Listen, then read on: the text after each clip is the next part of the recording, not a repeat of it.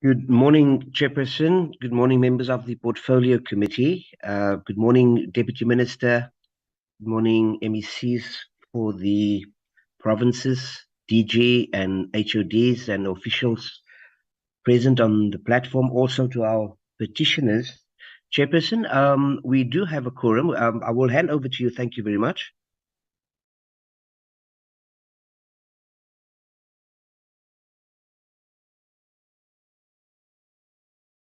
Recording in progress.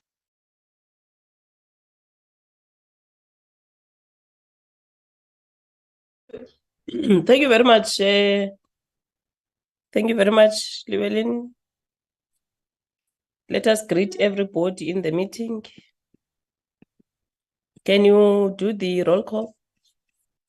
Thank you, Chairperson. I have yourself, Honorable Minko Gigaba. I have Honorable Yabo. I also have Honorable Van Zyl. I have Honorable Mashabela, Honorable Madlingozi, Honorable Nobo, currently on the platform, Chairperson. Thank you very much. I can just indicate there has been no apologies for the committee, but I do have an apology for Minister, who is currently out of the country. And Deputy Minister is present, but she may have to leave us a bit earlier to attend a cabinet meeting, Chairperson. Thank you. No, thank you very much. Let's then greet the DM and the entourage from DBE, the leadership of Eastern Cape, Limpopo, and KwaZulu-Natal. Let's also greet our staff of Parliament, and probably safe to say that we are convening because of a petition today that is directed to DBE and the provinces that I have mentioned. So, Llewellyn, I know that Honorable Adwons is still on the study leave, and Honorable Itzie is also on study leave. So those are the two members that I can safely say that they are writing examinations. So can you help us flight the agenda, Llewellyn?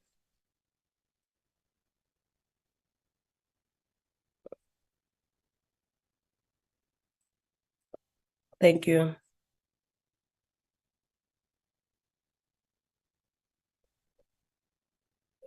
Like we have said, today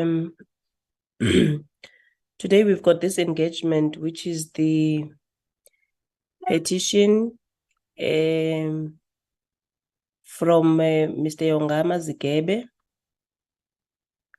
and Ms. Noxolo Mfocwa from Nguvu Change. They are petitioning the department, the province of KwaZulu-Natal, the Eastern Cape, and Limpopo. And should we have time, we are going to consider the minutes,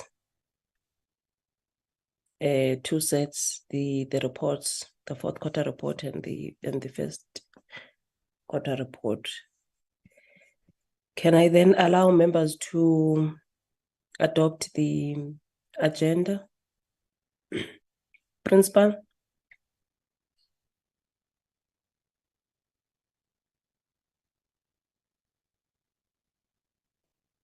Principal?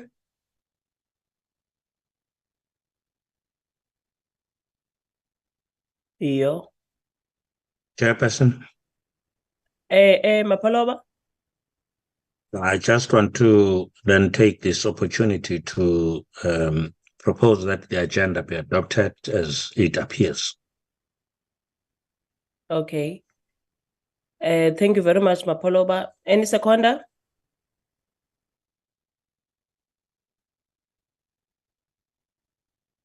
Principal, your hand is up, but we can't get a voice from you. So any person can second, members.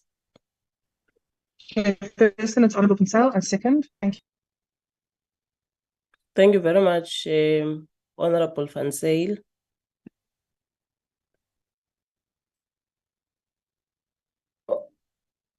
Let me now allow the DM to do the political overview. Thank you, DM.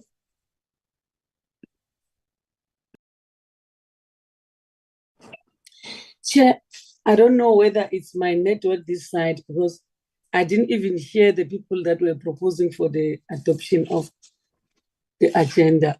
Am I audible? Yes, you are audible, DM. Oh, thank you, Chair.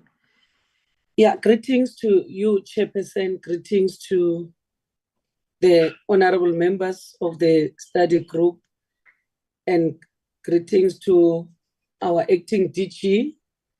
Greetings to the MECs that are present today. I saw the 3 MECs from Limpopo, KwaZulu-Natal, and the Eastern Cape. They are present in the meeting today, and their HODs. Greetings to them and all the officials of the department, especially the acting DDG Infrastructure, Umetsulu, Zulufelo Diale, and the team of infrastructure. Greetings to staff of Parliament and our petitioner. I believe they are in the meeting today. So, Chair, as you correctly put it, that there is a petition that has been received by your good selves and the department regarding pit-latrines in the 3 provinces. So we received that petition, and what we can say, Chair, without one not retaliating, because we are accountable to the citizens of the Republic of South Africa, including the colleagues in the meeting today. That's why all the proceedings of Parliament are as transparent as possible, so that everyone can have information. And we are living in one country, South Africa, with its limited resources, Chair. If you can be in cabinet meetings, you'll feel when other ministers are crying about the little resources they believe that they are shared mostly by the Department of Education, because education and health, they take almost 1/4 of the budget of government. And yes, the needs and the demands and the priorities are far exceeding the limited resources that the government has. It's not a matter of political will or not willing, but it's just that we are tapping on extremely limited resources. So most people think that, hey, this department is consuming a big chunk of the finances of government. Yet, remember, the Department of Education in general, it's a labor-intensive department. So the big chunk of the salary of the budget goes to salaries. Then so many things that are to be done by the department, including infrastructure.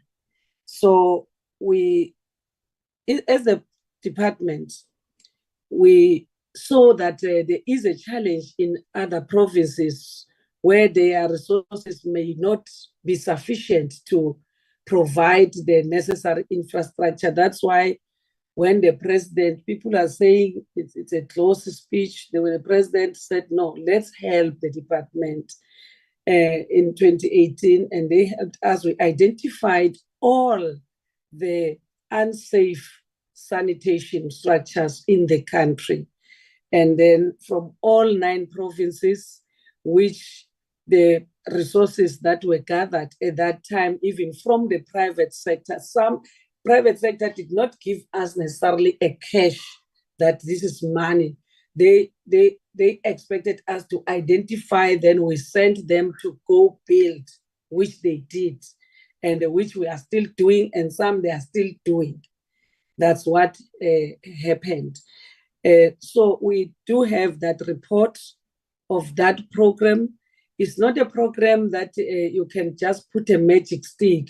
It's a program that you go to a school, you must follow the supply chain processes of government, failing which that will be an irregular expenditure. So to avoid what we call irregular expenditure, we need to follow all the processes. That's why you must do all the designs, the planning, and the appointment of PSPs, and then they in turn appoint contractors, which is a work that has begun, and we have done almost 80% of that work. What is remaining is very few projects that we believe that by end of March, they will be concluded.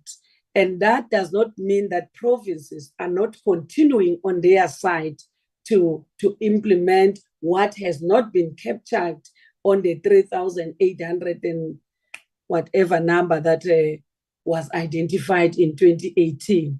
Remember, issues of infrastructure are like a moving target. They are a moving target, but I always say, even when I'm presenting to the portfolio committee, that even our own houses, when you build a house, it doesn't mean that now I've built a house, it's 100%, then we stay there for the rest of our lives.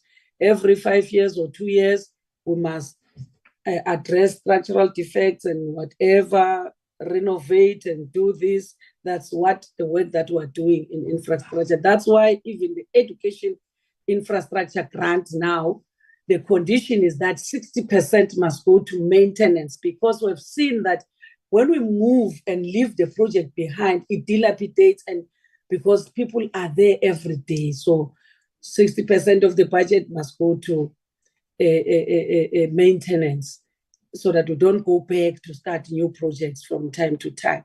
But I will allow the acting DG to make the presentation of the department on this regard, if with your permission, Chair. Not let's probably start to have the petitioners. Oh, okay, thank you. Yes. I'm just showing my face so that you Unknown caller. You are able to Unknown caller. Familiarize yourself with the person talking, and I would ask other members as well to do the same, because we are dealing with petitioners who probably don't have an idea how we look like.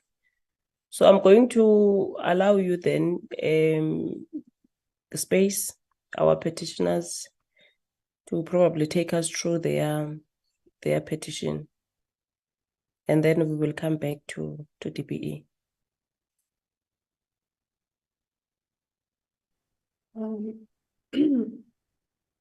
Good morning, everyone. Maybe you start by introducing yourselves. I'm not sure how many are you in the meeting, and then Okay. you can proceed. Thank you, sister. Thank you, Chair. Good morning, everyone. My name is Noxolo Mfocwa. I work with an organization known as Nguvu Collective. Basically, what we do is we are a movement accelerator for any ordinary citizen that would like to use tools of digital campaigning to get their issue on the agenda and get the attention of decision makers that are involved in it. So Yongama is one of the change leaders that we work with. We've supported Yongama since he started his petition on the change.org platform, and we helped him to push up to this point whereby it's being given the necessary attention. So I won't be saying much today. Yongama is going to be taking care of the presentation. And then if there are any further questions, maybe I'll come in. So Yongama, I'm going to hand over to you to start with the petition presentation.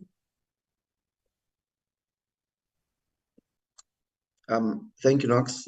Greetings, Chair, to the Deputy Minister, the MECs, DGs, and members of the Portfolio Committee.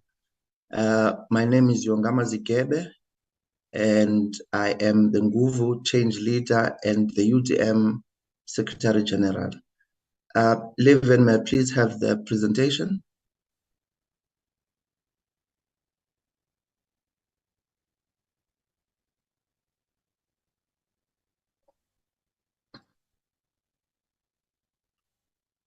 Thank you. We move to the second slide.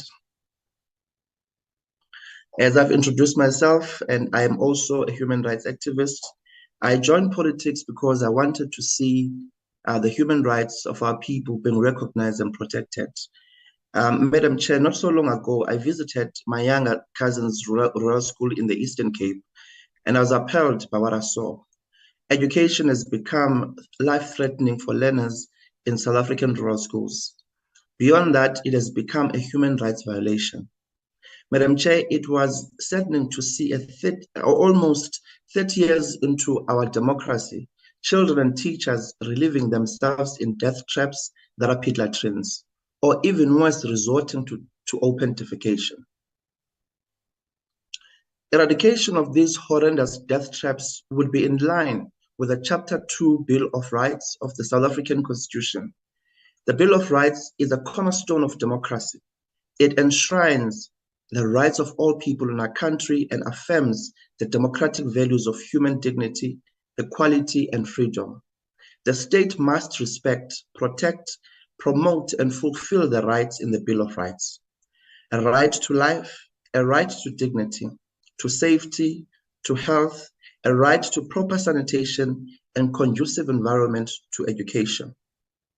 Chair, the Polokwane High Court's ruling on 17 September 2021 called for the eradication of pit-latrines across South Africa, and not just in Limpopo.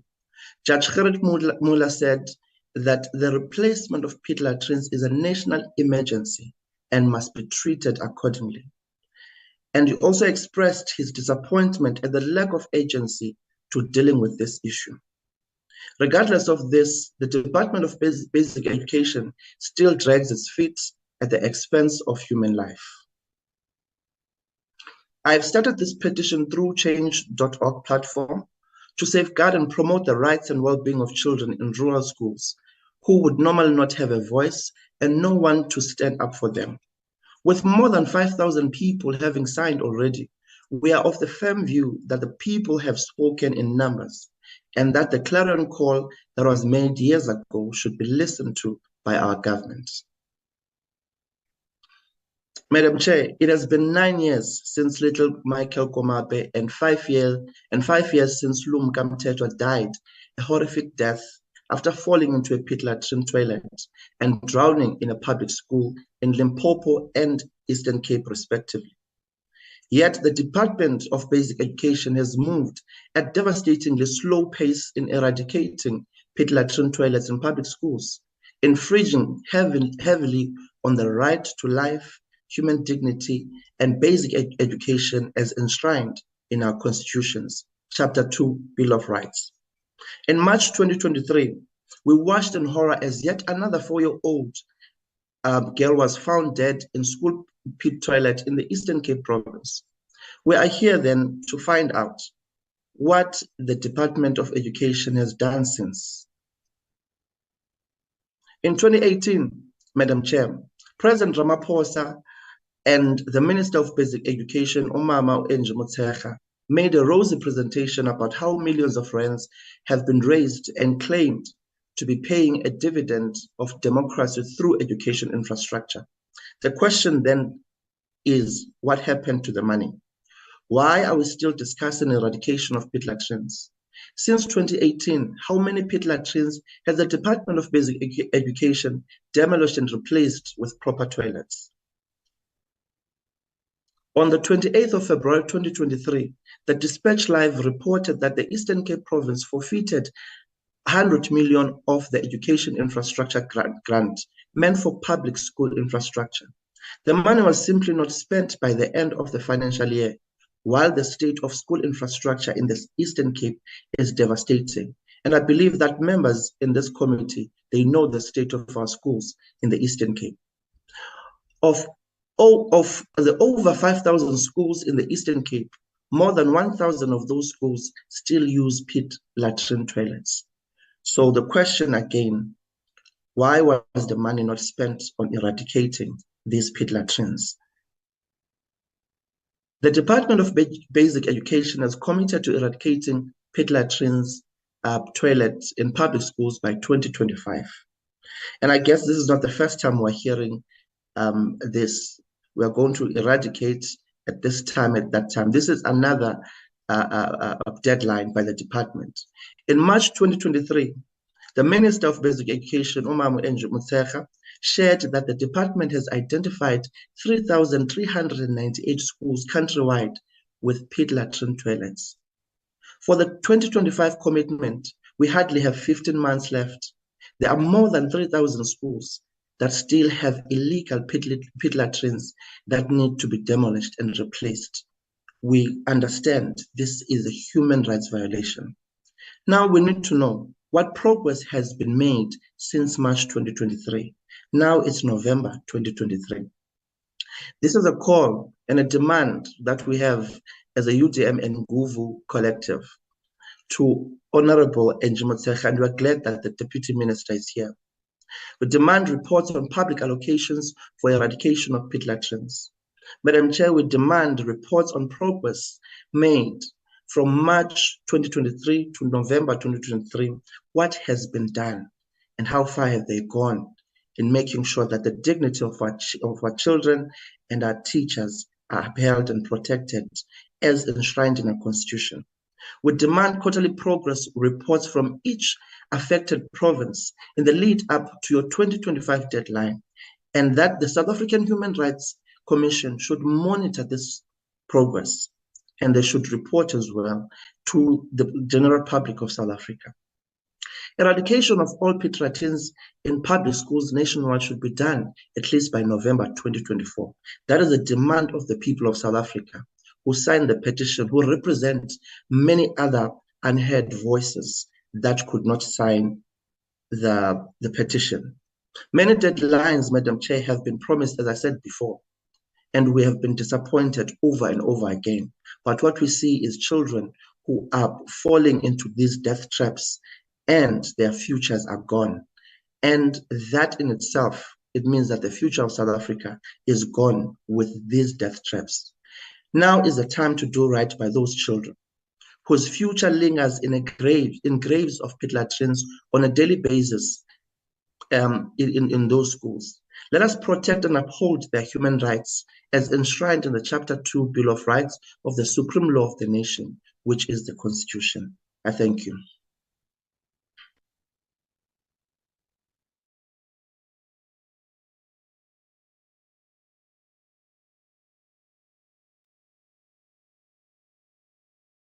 All right, thank you very much, Yongama and Noxolo. That is the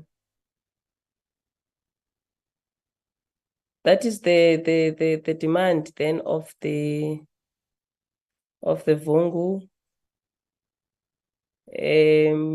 That's what they had petitioned the department for, the pit latrines, particularly in those 2 provinces. Now, DMK, I can allow the department to probably speak on this matter. And then after that, I will allow members to engage both the department and the petitioner. Thank you. Good morning, Chair. Good morning, Chairperson. Good morning to the honorable members of the committee, to the Deputy Minister, to the MECs, the HODs, and all colleagues in the meeting. I'm Granville Whittle. I'm the acting DG at the moment. DG Mwele is out of the country. Chair, I'm going to invite the acting DDG for infrastructure, Ms. Dihali, to lead us in terms of the presentation. Over to you, Tolopana. Thank you very much, DG. Can I confirm that I'm audible? You are audible. Can you show your picture? Maybe it will show. Chair requested that you must show our faces. Yes, I'm going to try and put my camera on. I'm not sure if I am visible on the camera. Yeah. Not yet. We see that white picture. I don't know whether the picture and the presentation can be viewed same time. Chair, am I visible? If I'm Yeah, not, you are then visible. okay, thank you. Okay, Thank let you. me try. Let me try again. Okay, let me just use my phone. It's not my laptop is here. Right. Now we see you, Can I? yes. Okay. All right. So this is me. I'm going to ask that I just switch it off as I do the presentation from the laptop because I can see my face on the laptop now, if it's okay, dear. Yeah, it's okay. Thank you. Okay, Mr. Mahara, please share the presentation. Oh yeah, the presentation. You can see the presentation is shared.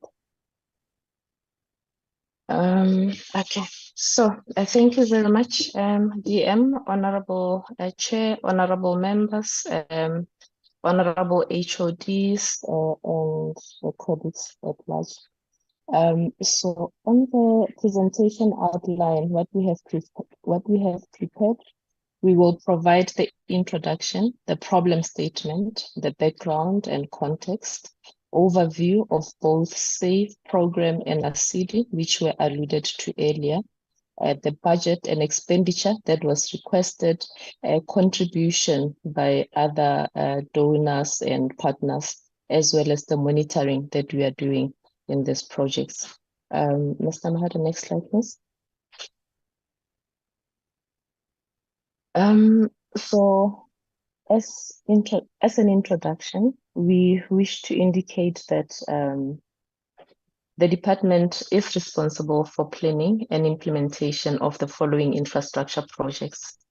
There is ECDOE, which is accelerated school infrastructure delivery, and the purpose of that is to eradicate specific backlogs. We are also responsible for SAFE, that is sanitation appropriate for education. And the purpose of this particular program is to eradicate basic pit toilets.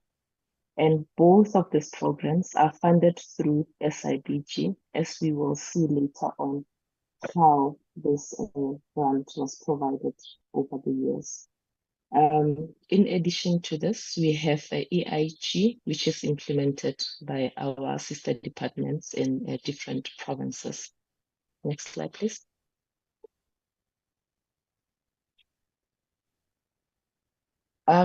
We thought it important that we indicate the difference between what is inappropriate and therefore is called basic pit toilets. And that is the picture that you're seeing on top there. But also what is appropriate is what, especially in areas where we don't have water, the department and provinces, they provide what we call VIPs, which are ventilated improved pit toilets, because it would be irresponsible to provide waterborne sanitation even when there is no water, because that is far more a health hazard than not having toilets at all. The next slide, please. Those are some of the pictures of what we are providing. So in terms of the problem statement, we endeavor to ensure that all schools meet minimum standards for infrastructure, and we are committed to progressively upgrading each school's infrastructure to meet optimum standards. As DM has indicated, we have limited resources, so the upgrading is done gradually.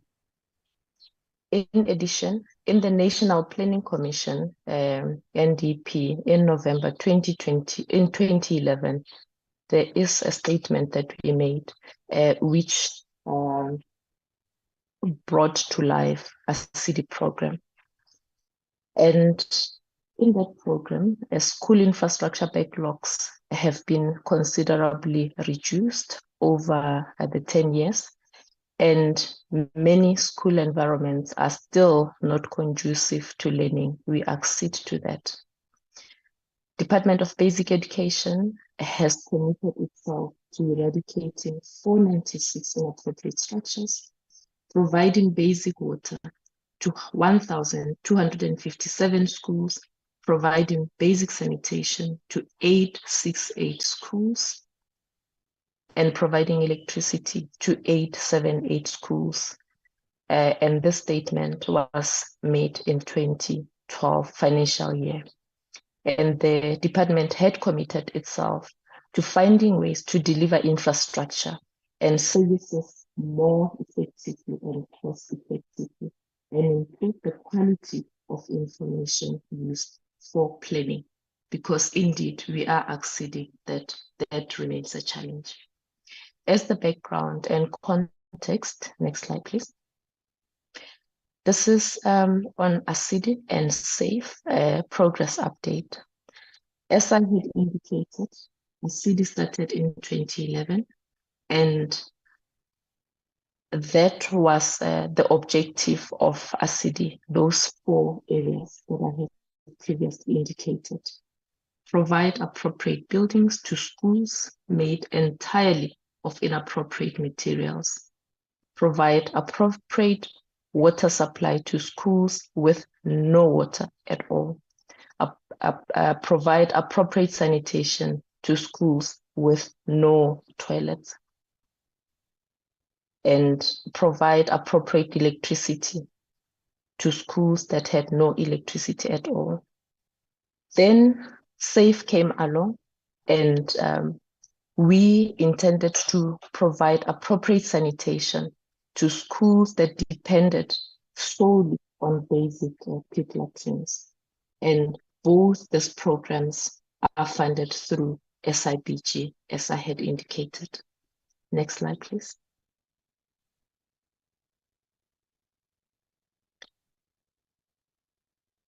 Right, so in 2011, we had initially 701 schools on ACIDI that had no sanitation.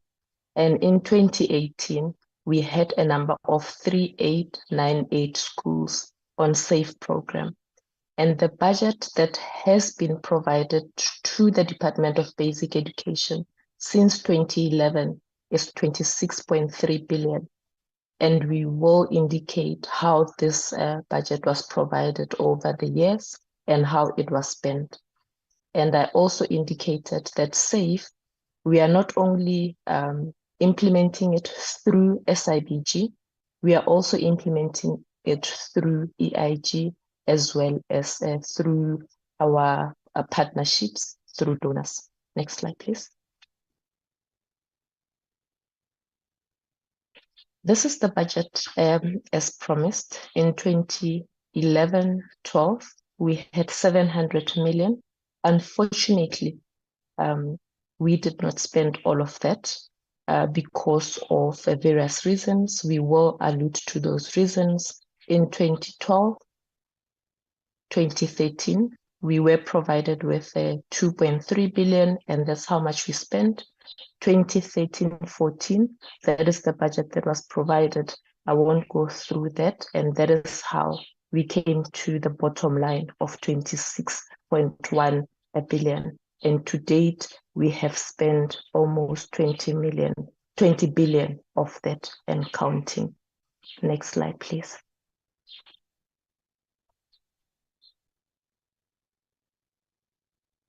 This is where some of our SAFE programs or some of the SAFE projects are located.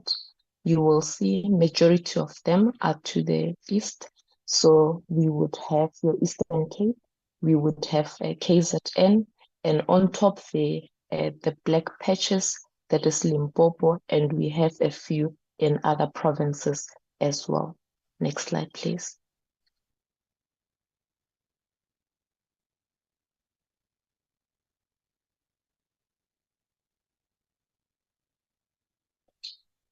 Right, in terms of the context, there are constraints, there are remedial measures that we also putting in place as the department.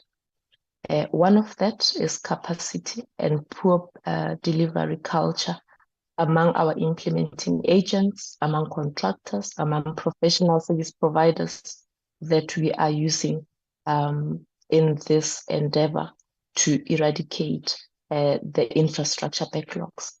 And as a remedial measure, what we are doing is that we have weekly meetings. We will provide details as we proceed in terms of those meetings, and rigorously we monitor this program on construction sites on a weekly basis. Another constraint is the poor project management capacity by implementing agents, contractors, and the public service at large. And how we have countered this and remedied this, we have established project management capacity at DBE and the culture of thorough monitoring that we continuously do on a weekly basis. We also don't shy away from the impact that COVID-19 has had, and we are still seeing the ripple effects of it. And therefore, regular monitoring of compliance on health and safety requirements, as well as increasing hours and days of work. And that is how we have countered that. The fourth constraint is the unavailability and shortage of construction materials due to lockdown. We know many in the construction industry experience this. And how we have dealt with that, we worked with suppliers to make sure that we are prioritized for the provision of available materials and equipment. And point number 5, unestablished baseline allocation due to budget cuts. And we are in the middle of this right now, but we have not allowed this to deter us. We are partnering with donors as well to augment the resources, limited resources that government has. Next slide, please.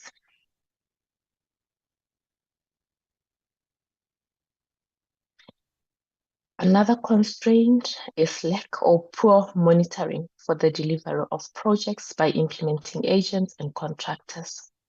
And therefore, what our DG has done is to deploy a WhatsApp group where all the school principals, district, provincial officials share pictures and data on progress made in the delivery of those projects, which prompts for immediate intervention by implementing agents, by contractors, by PSPs in projects where delays are experienced. Point number 8, which is one of the constraints, is the failure to deploy ICT to enhance systems for infrastructure delivery. What the department has done in this instance, we made what we call Education Facilities Management System, EFMS, compulsory throughout all the provinces, so that at any given point in time, we are aware of projects that are happening. And we also have NIMS system and a WhatsApp group that I had alluded to. Another constraint is the lack or poor accountability from implementing agents, contractors, professional service providers. And hence, what we have done through our DG is the mandatory weekly meetings, which we are having with implementing agents and construction site visits, which involve contractors, professional service providers, school principals, SGB members, districts, provincial and national officials to monitor project implementation. But there's another constraint, and that is the rejection of community and by communities and litigations by competitors against the utilization of alternative building technologies. But what we have done with that is that, and this mainly happens where some of the schools are small, they are not viable, and in the meantime, we have to provide an alternative. And that's in the main where we provide ABTs, but we come across this resistance. We have involved and we are utilizing social facilitators who are expertise in this area to help our implementing agents, as well as the officials and leaders, to pursue the communities to embrace the ABTs as it is in their best interest and the best interest of our children. And lastly, is the limited capacities by manufacturers to provide the materials. And therefore, we are working with the manufacturers to make sure to meet the demand. The next slide, please.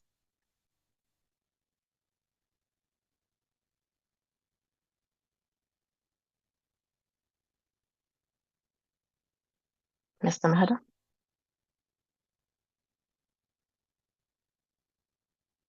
Right. I had alluded to the issues of capacity. So over the years at DBE, because really the Department of Basic Education, its main mandate is to make sure that there is learning and there's teaching. So ordinarily, you wouldn't find the built environment experts. But because the department saw this as a very important and intrinsic issue that we needed to attend to, we have increased our capacity. And that's how we have increased our capacity at the DBE over the years. Okay, at the next slide, please.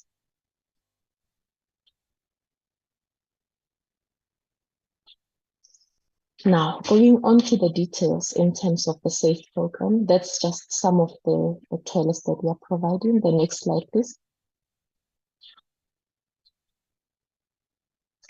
So that was our baseline where we started, 3898, the infamous number. And there has been several changes to this particular list. And that's because some of the schools, they are rationalized in the process. And site assessments are done, and we confirm the need to proceed with implementation of these projects. And therefore, the number eventually ended at 3,380. And out of that number, 1,150 was addressed through donors as well as EIG, and 2,230 was addressed through the DBE by various implementing agents, and we will show those implementing agents. To date, we have moved mountains. We have provided a total of 2,950 schools with appropriate sanitation. And to date, we are left with 430 projects that we intend completing by the end of the current financial year. Next slide, please. Yeah, that is some of the alternative building technology that we are using in our schools. Next slide, please. Now, this gives progress over the years. Remember that number of 3,380, and we are providing how that is spread throughout the provinces, different provinces. On the top row with 3,380, we are indicating that 98 projects are still at planning and design, 44 are at tender, and 60, they were at less than 25% as at the 30th of October. 109 were between 25 and 50%. 56 were between 51 and 75%. 63 were at 76 and 99%. And as indicated, we have completed 2,950, and that is a breakdown per province. And therefore, the number that GM indicated, we have provided over 87.3% of schools with appropriate sanitation. Next slide, please.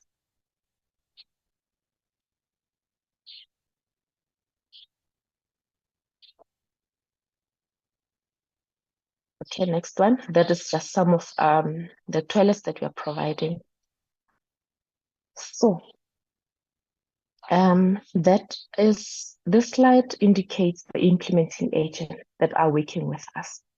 We have a development bank of Southern Africa, and we had allocated them 640 projects, and they have completed 629 projects, and they are left with just 11 to go. And that is 98.3% of those schools have been provided with appropriate sanitation.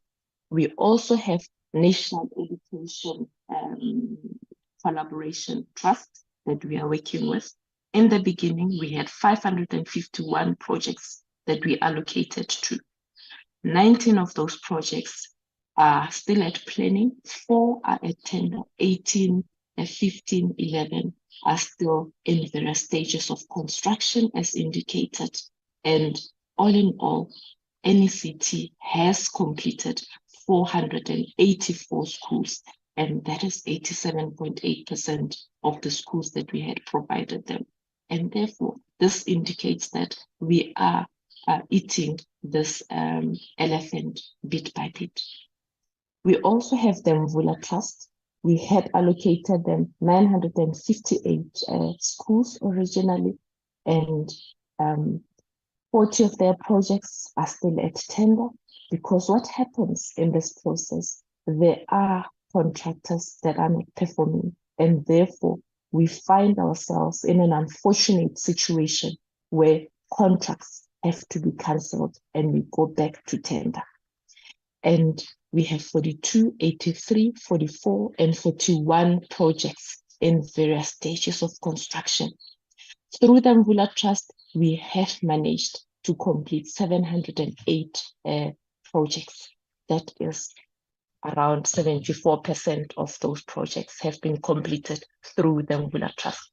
We also have Uha Development Corporation. We had allocated them 81 projects, and to date, they only have 3 that they must complete. They have completed 78 of those, and that is 96.3% of those projects that they started with have been completed. Again, as indicated, we have donors that are working with us, so they are implementing 184 projects. With the donors, we have completed 124 projects, and we still have 60 that are yet to be completed.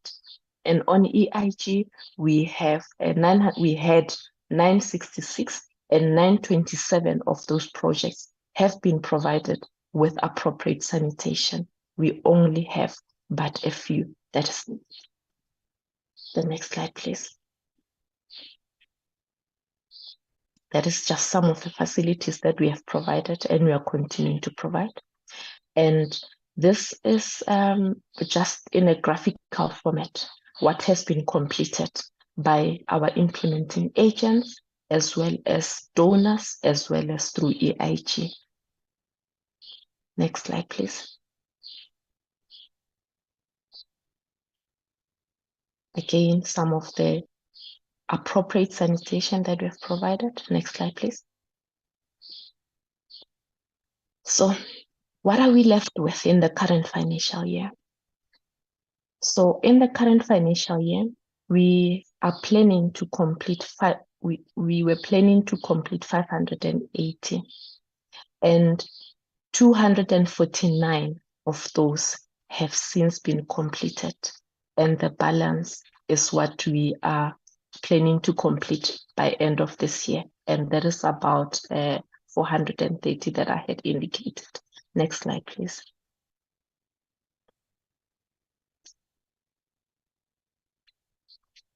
Okay, some of our toilets that we are providing. Next slide, please. Now, same information in that previous table.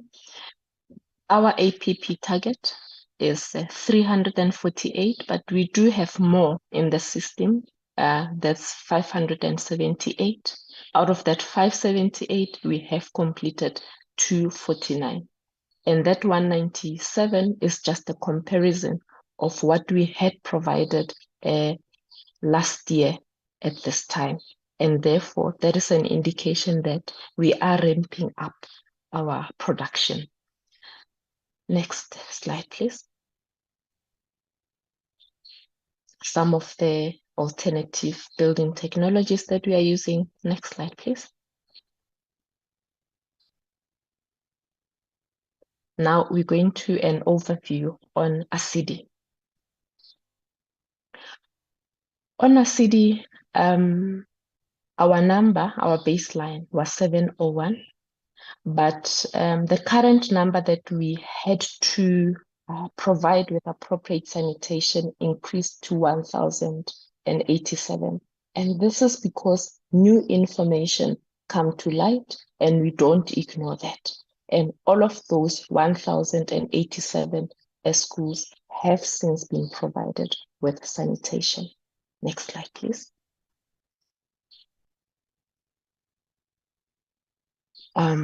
So this is all the programs on ACIDI in appropriate structures, water supply, sanitation, electricity, and fencing. And that is the progress that we have made throughout the provinces. You can see for each province focusing on sanitation, that 1087, it's split as follows.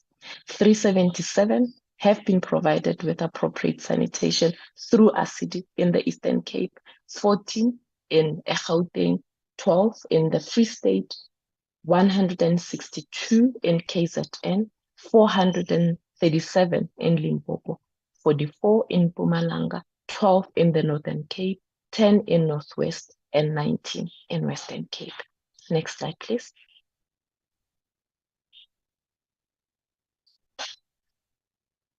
We also recognize the donors and the partners that work with us, as we have previously indicated.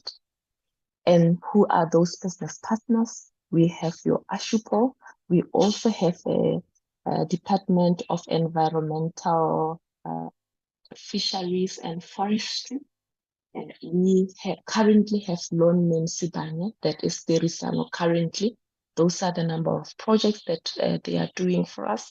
We have Norcross, we have Tiger Brand, we have Unilever. We are also working with Water Research Commission. And perhaps over here, I need to indicate that there are some non-sewer sanitation technologies that we are beginning to implement in our schools because of this program with Water Research Commission, such that the school in the far-flung areas of our country where there is no water, they can experience flushing toilets. We had donors in the Free State, so ASHUPO, so those are various donors in various provinces and what they have provided. And next slide, please. Yeah, those are some of the toilets that our donors are providing. Now, coming to monitoring. So this slide talks to monitoring at the contractual level. So the Department of Basic Education, because we are recognizing that we can never have enough internal capacity to ensure that we deliver on our mandate on infrastructure. We therefore insource some of this capacity. So we have the program support unit that are helping us at portfolio management level. And we appoint implementing agents, and there as well, we have the PSU that are supporting us at program management level. At the next level, where we have PSPs and a principal agent, there's contract monitoring and administration. And we also have contractors, and the PSU is visiting all of the sites to make sure that there is accountability and quality of work is of the acceptable standard.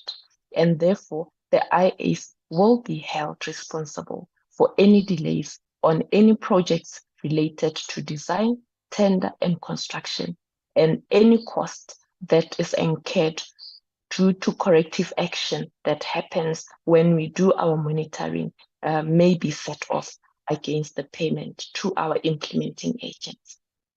Next slide, please.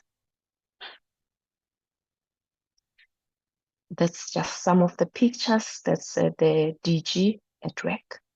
Next slide, please. Now, this is the monitoring through weekly meetings and the number of those meetings. Now, this is how serious the department takes the eradication of inappropriate sanitation. On a weekly basis, we have, as the infrastructure unit, a meeting with the ministry, with the DG. So to date, we've had 91 meetings. That is intensifying the monitoring. Every Monday, DG has meetings with individual implementing agents. To date, we've had 804 meetings to account.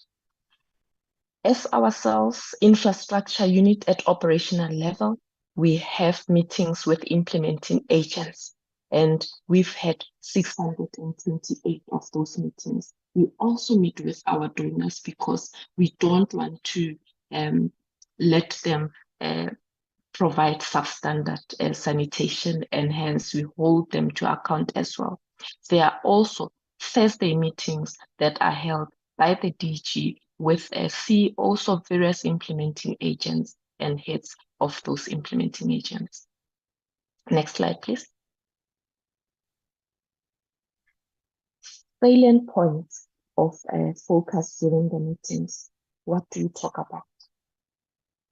One is clearing the audit findings and matters of emphasis, because implementing some of these projects attracts some of those. And therefore, on a continuous basis, we continue to see where we can do better. And the allocations as well, timely allocation of projects to implementing agents, so that we don't delay the implementation. The monitoring of the implementation of the work plans with targets and milestones. We also pay tranches to implementing agents, as some implementing agents, they invoice us. So we discuss some of these issues. We also discuss the turnaround time for matters requiring concurrence, because as soon as the implementing agents have completed their procurement processes, that information has to come to the department so that we can account for what they have done, and they account to us in terms of what they have done. Also, some of the salient points, we discuss completed projects which should be transferred to provinces. So this is an ongoing matter where once projects have reached a practical conclusion, they must be transferred to provinces and subsequently to the custodians, who in many instances are public works. Another point is monitoring of expenditure against the allocated budget, movement of projects from design, planning to tender until they are completed, delivery of infrastructure projects through EIG, analysis of the cost of delivery of these infrastructure projects, dealing with all matters that are also outstanding and causing delays, so that we can unblock where there are any blockages. We also discussed a pertinent issue in our country, which is job opportunities that have been created. The next slide, please. That is just some of the work in progress. Next slide. Now, the site visits. that we do, we don't monitor the projects from our air-conditioned offices. So we have picked the visits that are done by the DG in various provinces, Eastern Cape, KZN, Limpopo, number of visits by ourselves as the infrastructure team, and number of visits that have been undertaken by our program support unit. In total, the DG has visited 3,536 projects. We at the infrastructure unit have visited over 800 projects, and our program support unit have visited over 10,000 projects or sites. Next slide, please. That is just some of the facilities that we are providing, and that's the DG monitoring on sites. Next slide, please. Now, the impact of the monitoring. We have indeed seen improvement in terms of the work that we are doing because of this monitoring. Department has been able to improve its audit profile from qualified over the years to unqualified on its audit opinion. Implementing agents have been made to sign work plans with clear targets and milestones, which are binding contractually.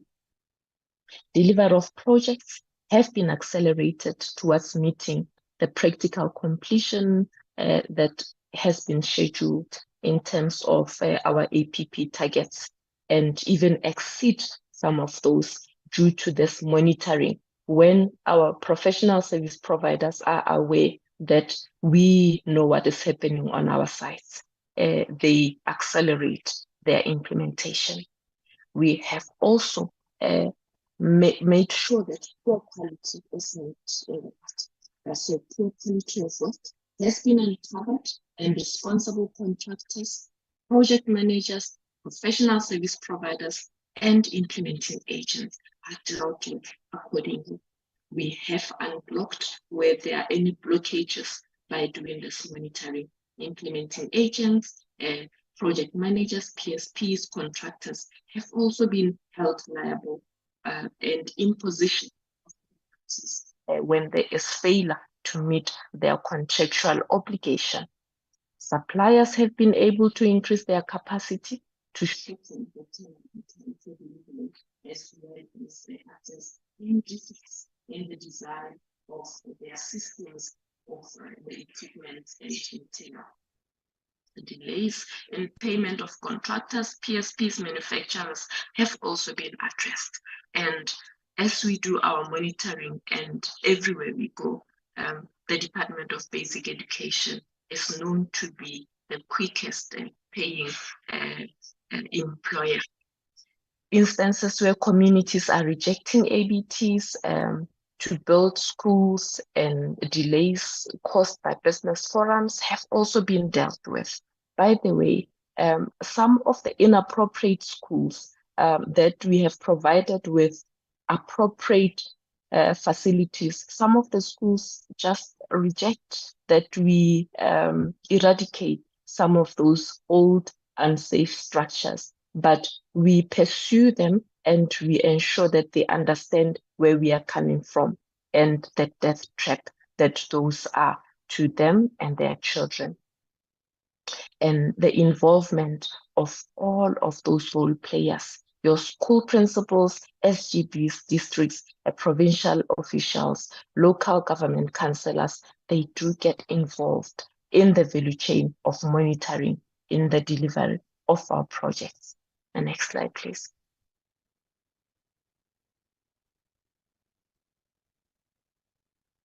Some of the appropriate sanitation that we've provided. The next slide, please.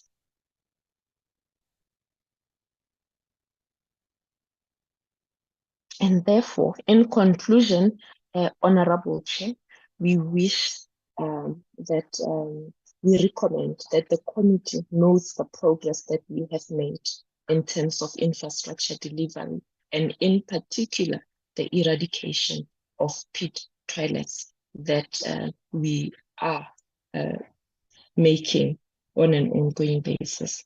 Thank you very much, DG. That's the conclusion.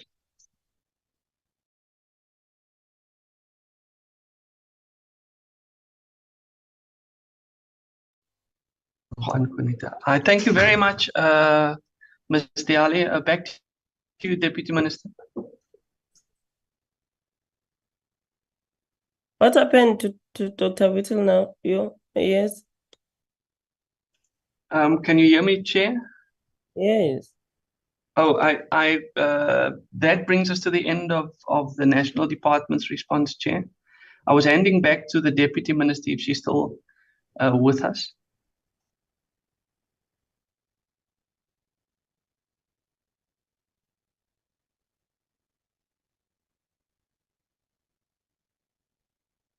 DM, are you still around?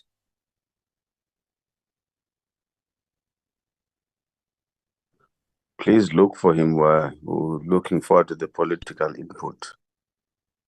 Ah, the political input is done. Which one are you looking for?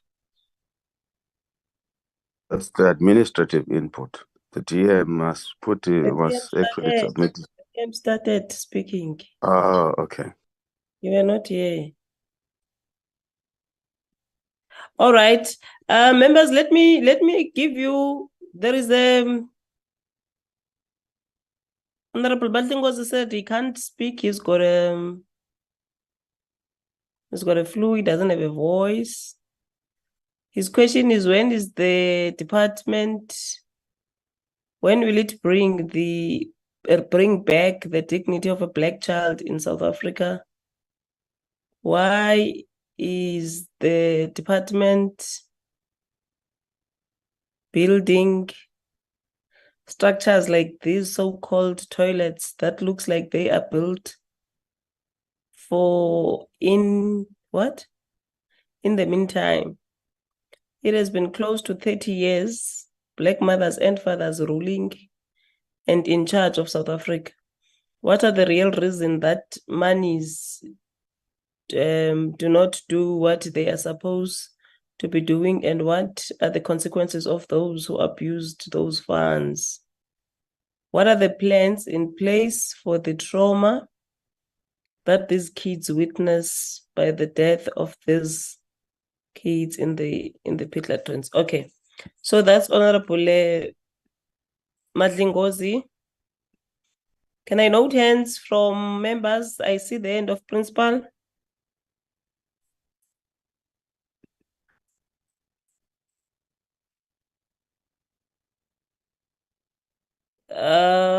Principal van der Walt, Kwankwa, Van Sail, in that order.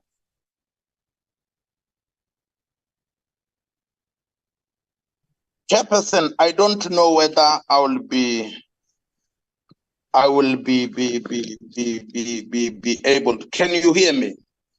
We can hear you. No, thank you. I don't know what kind of a ghost attacked me when I wanted to move for the agenda, but thanks to Ndatema Polova for coming so positive at the right time. Chair, indeed, this is one of the most sensitive issues at our disposal. The long overcry on the issue of the pit-latrines is a major concern, not only to those who have brought about their petition, but to all of us. Maybe I should start right away by greeting yourself, Chair, and greet Team Basic Education for having come in their numbers to try and respond to this pertinent issue.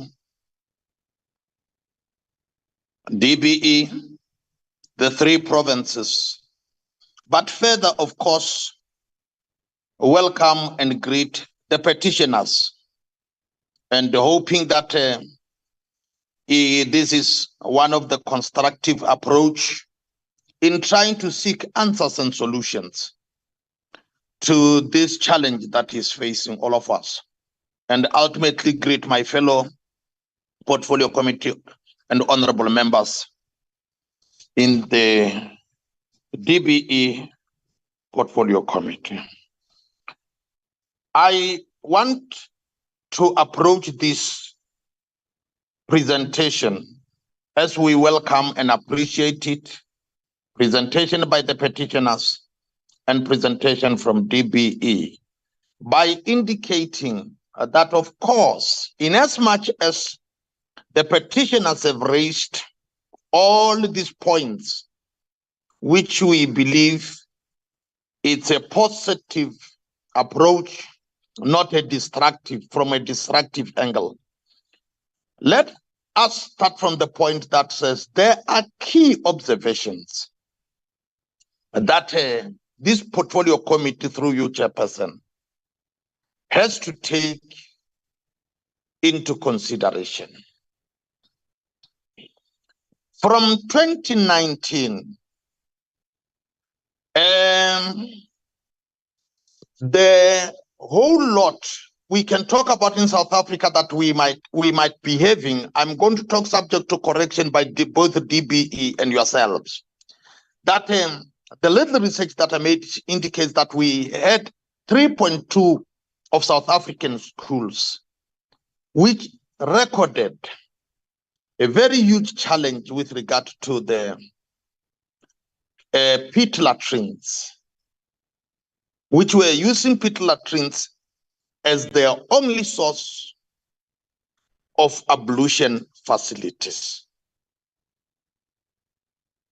And as I'm talking now, counting to 2023 where we are, that has declined by almost more than 16%. Confirmation that the department is at work. Number two, it is important, one of the key observations to note that we acknowledge that indeed the donors made some interventions as they've made a significant contribution to up to 139 schools. A sign that the department is at work. I understand the contents and some of the points mentioned in the petition.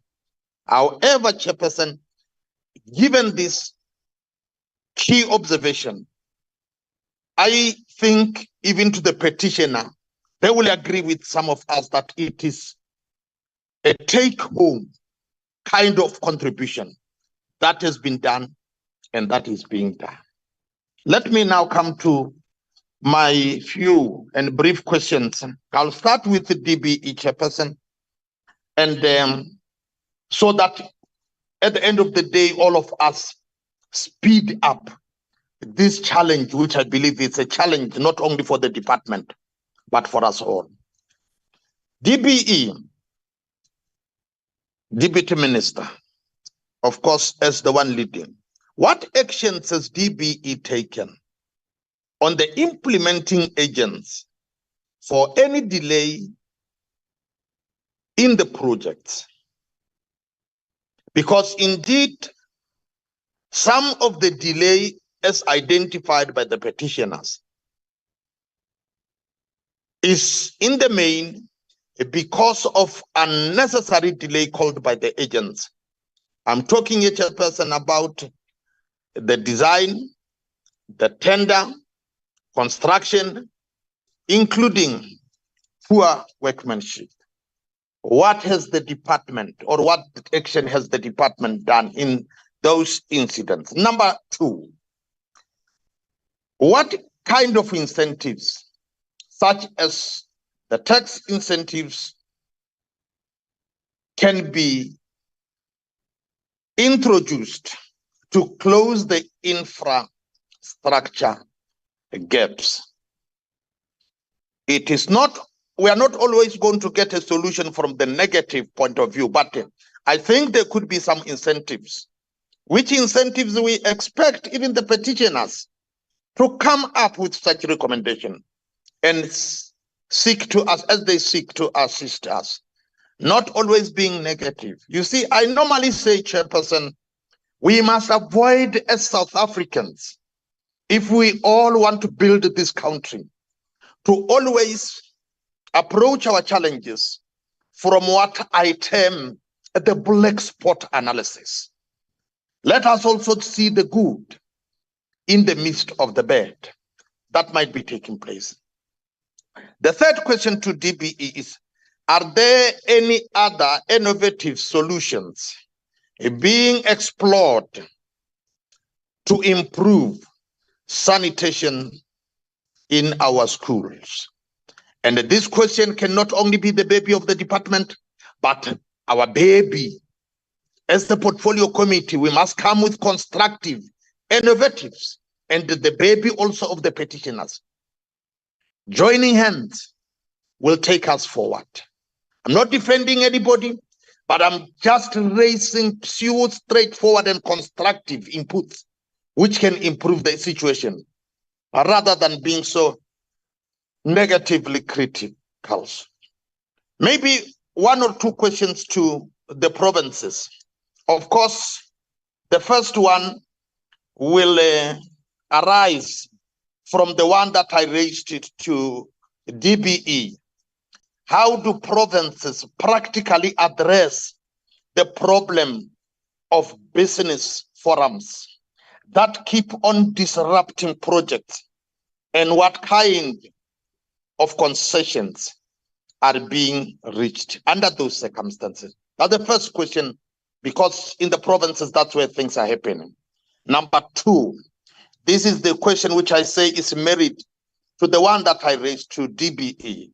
On the delay, the projects, what actions has the provincial department taken on the agents in case of all those delayed projects? When I talked about delayed projects, you understand I was talking about the design, the tender, and the contraction, and also, let alone the poor workmanship. What is the provincial, or what are the provincial departments doing under those circumstances? The last question, Chairperson, let me ask, what is the level of the district development model planning to ensure schools are reticulated with regard to sanitation? The district development model. What is actually, because you see, we talk about national office, we have got provinces, but at the district, it is only through the district development model that we can get all these challenges resolved. Can we get a brief from the three provincial departments which have been requested to be in our midst? Maybe let me just stop there, Chairperson, and allow others to come in. Bayaranki. Thank you. Ma van der Walt. Morning, Chair, and morning, colleagues. I'll be very brief, Chairperson, because first of all, I'd like to thank the people who brought the petition. I think it is no secret that many of us, and the DA in particular, has done a lot of oversight visits across the country on our own to see the situation of pit toilets. And it's not only, as Honorable Morasetlwa now said, that we are negative. If you lose a child in a pit toilet, it is very undignified, very, very, very unnecessary, and it stays with you for life, and it's got psychological impact on other learners and our teachers and staff at schools who had to deal with it, and some politicians, and I'm sure officials as well.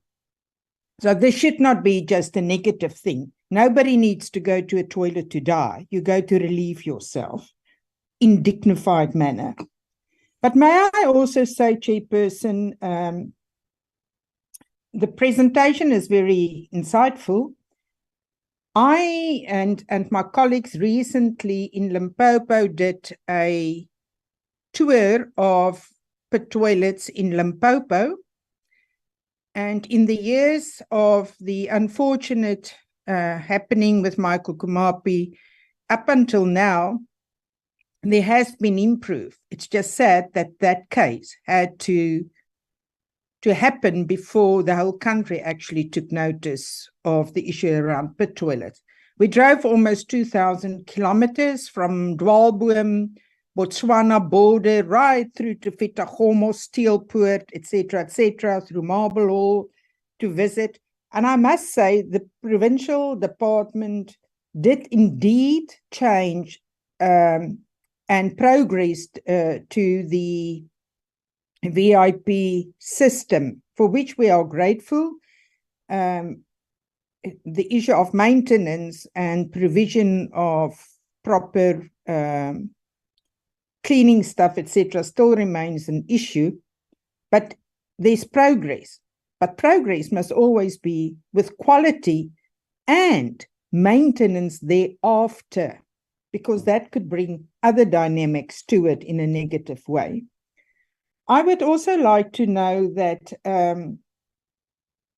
the issue of, as was explained, is about implementing agents and payment of such or contractors, or actually giving them the tenders. It's the whole package around that. It's quite concerning because we pay people, or first of all, we give people a tender or a contract to what they present to us, not necessarily to the people who's got the best experience of building such huge projects. We also pay them when we receive their invoices. And I wonder, and this is also where local government comes in, is that I'm very, very worried about who signs off before payment and whether inspections of buildings are done by qualified people. Give you a simple example. About 2 or 3 years ago, the Tusanang School for Special Needs Children in Bela Bela, Limpopo, roof collapsed. It's no secret if you look at that school before the collapse of the roof, that it was actually not even straight and it was going to collapse sometime. So who actually inspects this before people are paid out and our children are allowed in these buildings? I'm very, very concerned, Chairperson, that the remark made that that we do not sit in aircon offices, we actually go out. I can also go out. I'm a politician. I'm not a building inspector. There's a huge difference. To visit the site, being told by the contractor on site what's happening, and I have no clue. It means be very, very careful to make all of us experts when we do site inspections, because that's wrong. I also want to say that we are, and the wording is, we dealt with contractors or implementing agents accordingly. What does that mean? Do they just get a warning, they stay on, they get another contract? Because we all know what it costs to build schools, millions of rands. We also know that in some cases, millions or thousands were paid for a single toilet in the past.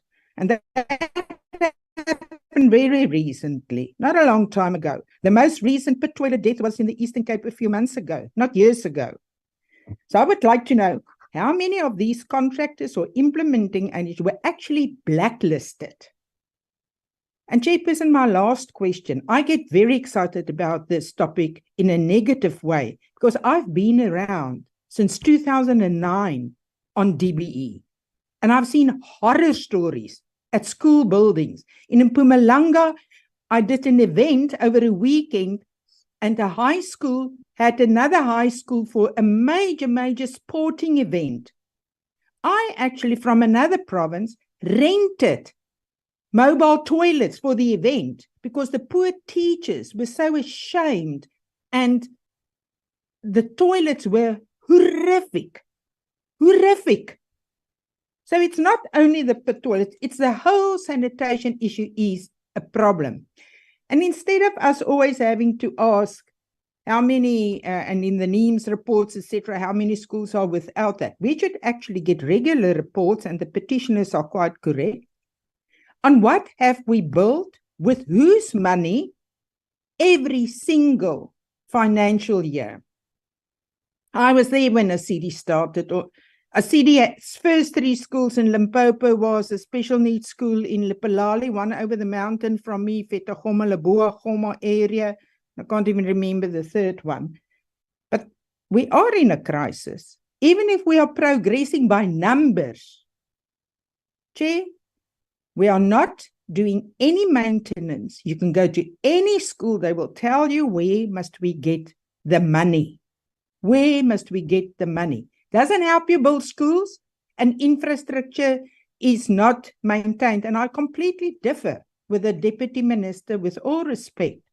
If I build a proper house, I can live in it for 20, 30, 40 years. I don't have to fix my infrastructure. Yes, I can make additions and fancy changes to suit my needs, but you should build properly. Many buildings are standing for many years. They don't have to be fixing the infrastructure necessary. It is all about maintenance.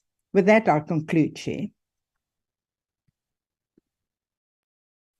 Thank you. Honorable Kwankwa. Chair, thank you very much.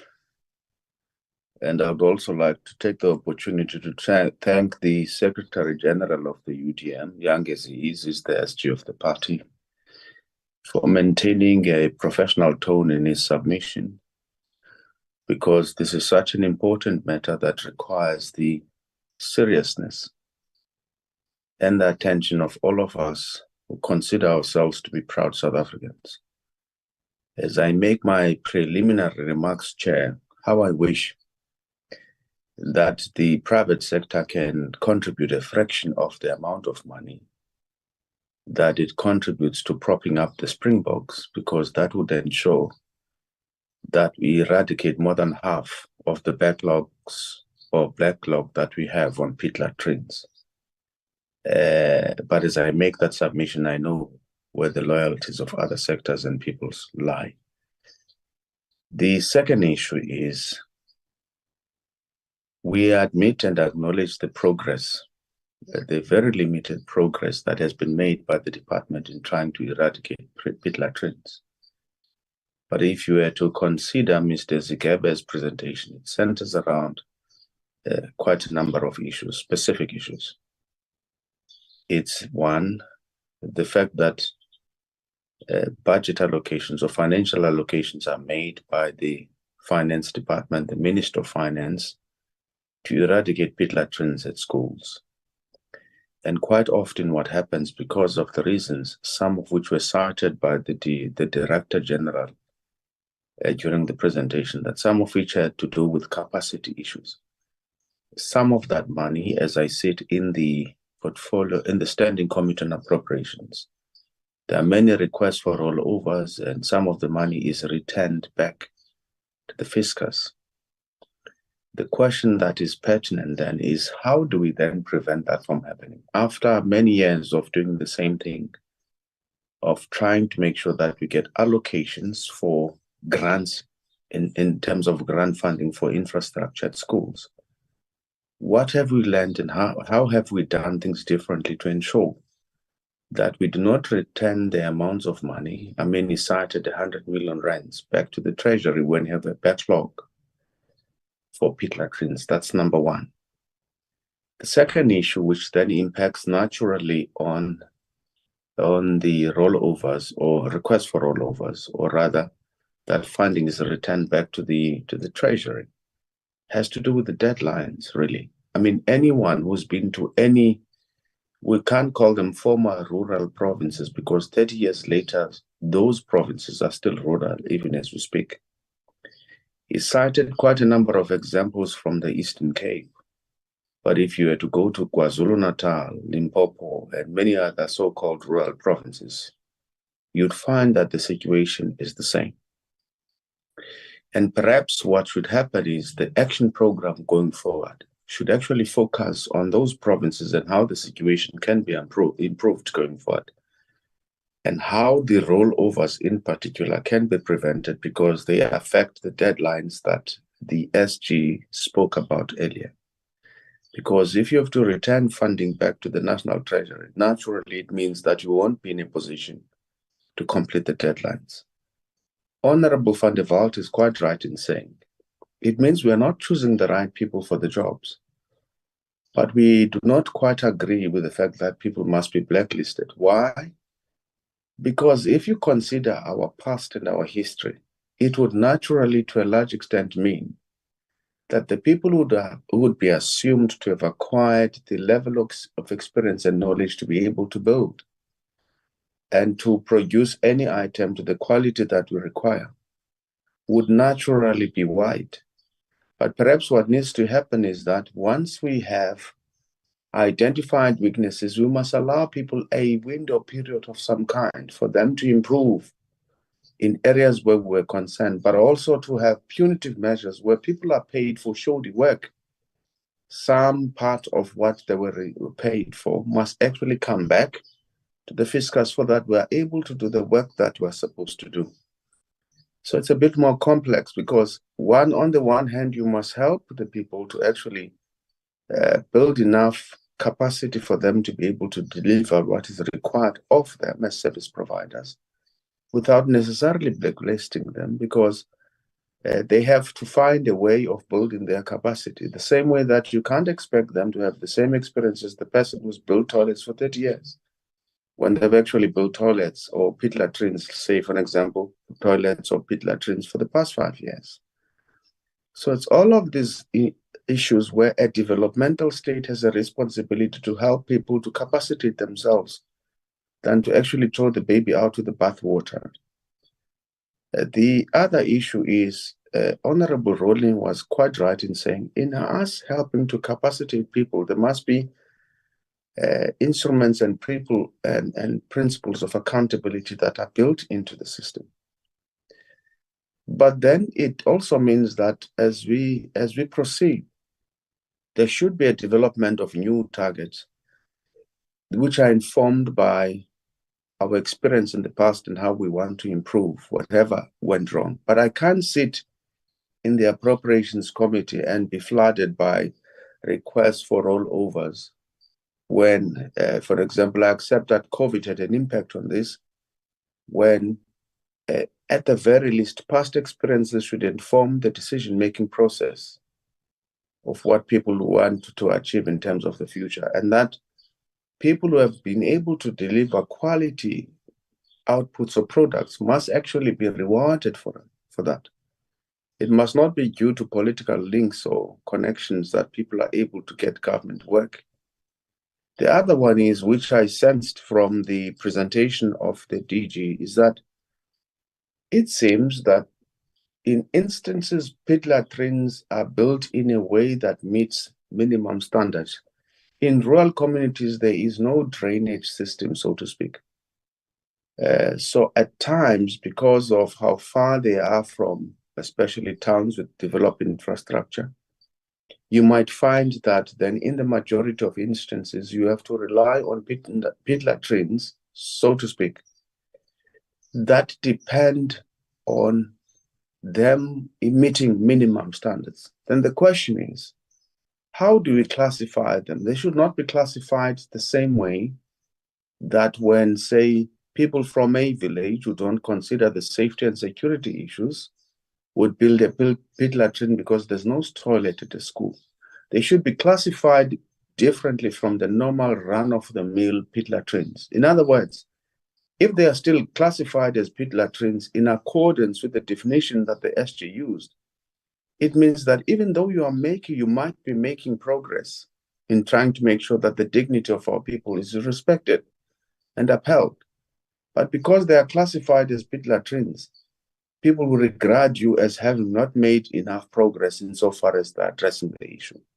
But it's one, when I listen to Mr. Zigebe, it's a budgetary issue which impacts on the deadlines that we're going to meet. But it's also, as Honorable van der Walt and Honorable Roddy said, it's also a matter of saying, what is the quality of the output that we get from the service providers that we have onboarded who are working with us? And what remedial actions are we going to take in place in instances where the quality that has been produced does not meet the minimum standards that the DG spoke about? And what are we going to do about that?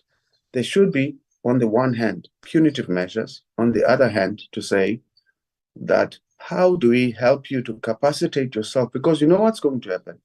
If we're saying blacklist all of these people, most of the people who are going to be blacklisted are people who look like me and you, Chairperson, who don't have the requisite experience, forgetting that even the one who now have the expertise to be able to produce the quality we require did that probably over a period of 20, 30, and more than a couple of years. And we can't throw the baby out with the bathwater. We must find a way of capacitating our people. That is what a developmental state does. Capacitate our people, build the requisite level of competence in order for them to be able to deliver what we require. Then if after we have actually done that, they're still not able to meet our requirements, we discard them completely and we find people who are serious. But what's going to happen if we don't actually make sure that we prevent that from happening is that government money, we should go to empowerment, unapologetically so, will actually find its way to companies that are well established and companies that are white in complexion, and that is not going to help us to address redistribution and issues of empowerment. I thank you, Chair. Thank you, Honorable Van Zyl.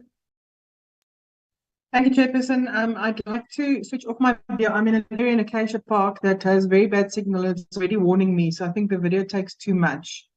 But with that being said, good morning again to yourself, Chair, the Department, the Administration, the MECs from the 3 provinces, the colleagues in the committee, our petitioners this morning, and the guests also listening on the live stream. I also want to especially welcome Honourable Kwankwa. It's my first time seeing the UDM in this committee and any of its meetings. We do hope to then see you regularly. The Deputy Minister, it's sad that she's not here in the meeting anymore. I wanted to just mention a couple of things. She did say about limited resources that we have in South Africa, and that things are not attended to, not due to non-political will or the department not wanting to, it's due to that limited resources. Chairperson, with that said, I need to find out from the department, after the budget speech last week, where Minister Kodongwana mentioned that there will be a 57 million cut in basic education for infrastructure, where will the department cut funds to align with that minister's announcement? And I do have to mention that it's the limited resources, I think, can then be said to be linked to the bad ANC policies and the current economic state of South Africa. Then going on to the presentation, good quality education obviously is the cornerstone of economic development in any country. And without a good quality education, there's little prospect for the youth to get anywhere in life. On the pit-latrines, we have ourselves, as the DA, as Honourable van der Walt mentioned, visited the areas of KZN, Eastern Cape, as well as Limpopo. But further to that, we also visited Mpumalanga, as well as the Northwest, where pit toilets also still exist. Children and sometimes teachers are forced to go relieve themselves in bushes rather than on the exceptionally horrible pit latrines that exist. I need to at this point also point out that even though the different categories of pit toilets that was highlighted in Ms. Dial, I think her surname was highlighted, is only good on paper. The actual reality with the VIP toilets is the fact that even though it may be dry solutions, it remains a pit, and without the necessary chemicals, still remain a health risk to children and educators. The fact of the matter, like Honourable van der Walt also mentioned, is that, along with maintenance goes the maintenance of these dry units, these alternative solutions to the pits. Schools cannot afford chemicals. The chemicals are not being sent by the departments, so they become full. The municipalities doesn't come to honeysuck them, so it's in fact then still only a pit. As was correctly mentioned by the petitioners, the department has committed to eradicate pit toilets by 2025. However, according to the NEEMS report, South Africa has 23,276 public schools, of which 5,167 still has functional pit toilets, and 2,130 only have pit toilets. 7,610 have VIP toilets, and 5,836 schools have unreliable water supply. So it needs much more than just fixing the pit toilets. There's also a lack of infrastructure and services to schools. With goalposts that keep moving and the last assessment identifying pit toilets done in 2018, it seems the department has lost its momentum in addressing these serious issues. So, unlike what the Deputy Minister said at the start, if the Minister exerts political will to ensure the department implements necessary measures to meet her own objectives, the learners will continue to suffer in inadequate and dangerous pit-latrine schools. Thank you, Chairperson.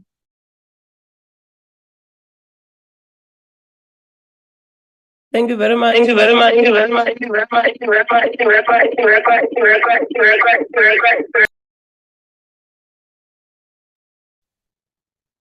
Chairperson, you have got an echo. Somebody's bewitching you. Papalova, am I fine now? Yeah, you're okay. I think the hand is bewitching itself. Okay, let's allow Papalova to proceed. Chairperson, thank you very much. Maybe it's true that someone is bewitching you because this is persisting. I have a problem similar to the honorable member that has just spoken, and I'm not going to open the video. Maybe just for you to see that it's me, I'll do it once. Oh, no, I'm failing. It's not happening. No, you know me, Chairperson. It's not necessary to worry about the camera. It's me, Honorable Nguvu. Here is the problem. I must first greet the Chairperson and the members of the Portfolio Committee, the officials of the Department of Education, the petitioners themselves and other participants. I saw the Honorable Nguvu as well. He has been mentioned. I saw him. Honorable Chairperson, I just want to say, begin by saying I'm seriously disappointed. I'm not a person who likes playing to the gallery. I'm disappointed by the Department of Education and the manner in which some of these projects are handled. And I will use only one example, and then that's it. I don't want to speak for long. Here is the example, and I'll be using specific names. It involves a contractor in the south of KwaZulu-Natal.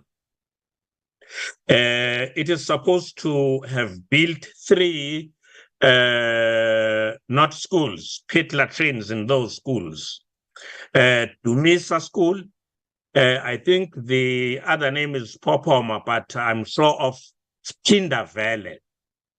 The problem was reported to the Director General. I'm disappointed because the Director General is not here, but the DDG, who is acting in his place, I would wish that she takes this quite seriously.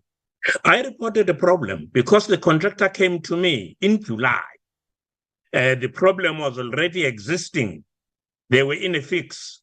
They started with the project and they could not continue because they were not getting paid by the implementing agent, by the, I would say, the contractor.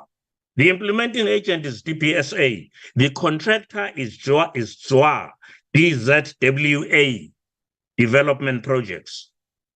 Why am I doing this, mentioning even the names? It is because I spoke with the DG about this, and the DG's response was, I am going to attend to this immediately, Mr. Ngabo. Actually, he came back to me because he couldn't get me, and I couldn't get him when I phoned.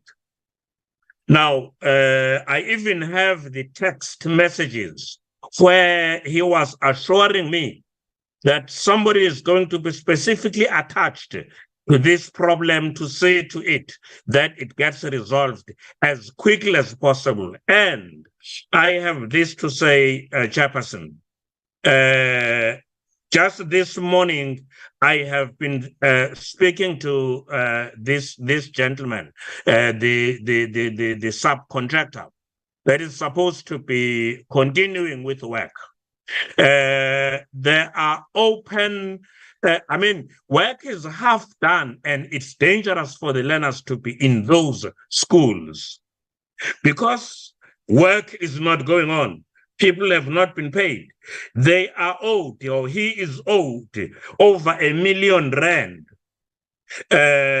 in different schools. In one of them, it's 270,000 rand, 466,000 rand, 350,000 rand. That totals to over R1 million. Now, Chairperson, tell me, what do I do if I report a problem to the DG and the DG promises me that it's going to be attended to immediately? That was in July. And not the beginning of the problem. I'm talking about the time when I interacted with the DG. And today is November. How many months? Now, DG, something is wrong somewhere. I hear this nice presentation with glossy pictures and everything, as if everything is going right, and number of meetings every week, or maybe everything that was presented. It's fine, but to me, it makes no sense. If there is one problem that the department cannot solve, which was reported so long time ago. So, Chairperson, I agree with the petitioners. There is something horrible wrong about this whole system of what is going on as we try to deal with these backlogs. And I would actually want to get a response. I know that the DTG might say she is not ready with the response because she didn't know and did not have names. But please, my particulars are with you, Chairperson.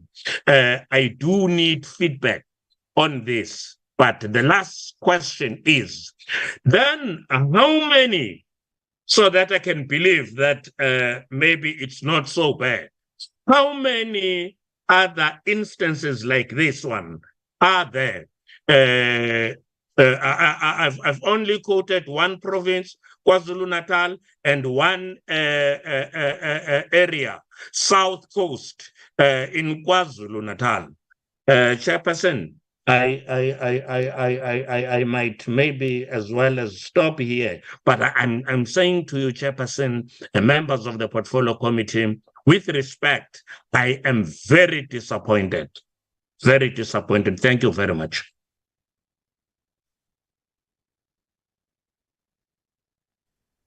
No, thank you very much, Mapaloba.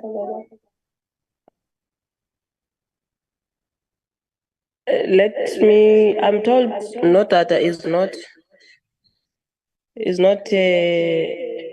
does not have network, so Honorable Van Zyl will proceed with his questions.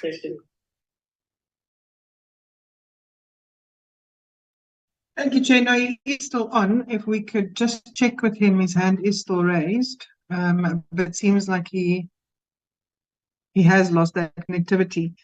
Just on Honorable Nodada's questions, how many schools still have pit toilets that were not identified for upgrade through SAFE program? Of the 2,950 schools that have been completed, how many are in use? When the DA did our oversights earlier this year, we came across schools that had new toilets that weren't in use because they hadn't been properly handed over. How many schools for learners with special needs still have pit toilets? Are these included in the SAFE program? Given the history of missed deadlines, how confident is the department of achieving its new deadlines? Regarding a CD, how many of the completed projects are in use? For both SAFE and a CD projects, what is the department's follow-up protocol? How often do you visit or engage with the schools to find out whether the projects are being maintained and used? And the last one, has the department taken note of the Western Cape success of the Rapid School Build program? Has it engaged the Western Cape for best practices that might help the other provinces? Thank you, Chair, for the opportunity. No, thank you very much, honorable members. And I think one must appreciate the fact that we have raised issues maturely,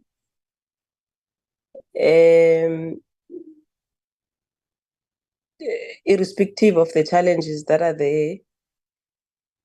I think all of us, we could recall that we had a presentation from the FFC, which has actually dealt with the issues of infrastructure and has also, they have also presented to us the challenges that are there. I am going to allow the MECs, because MECs are here from the Eastern Cape and KZN, I'm not sure of Limpopo.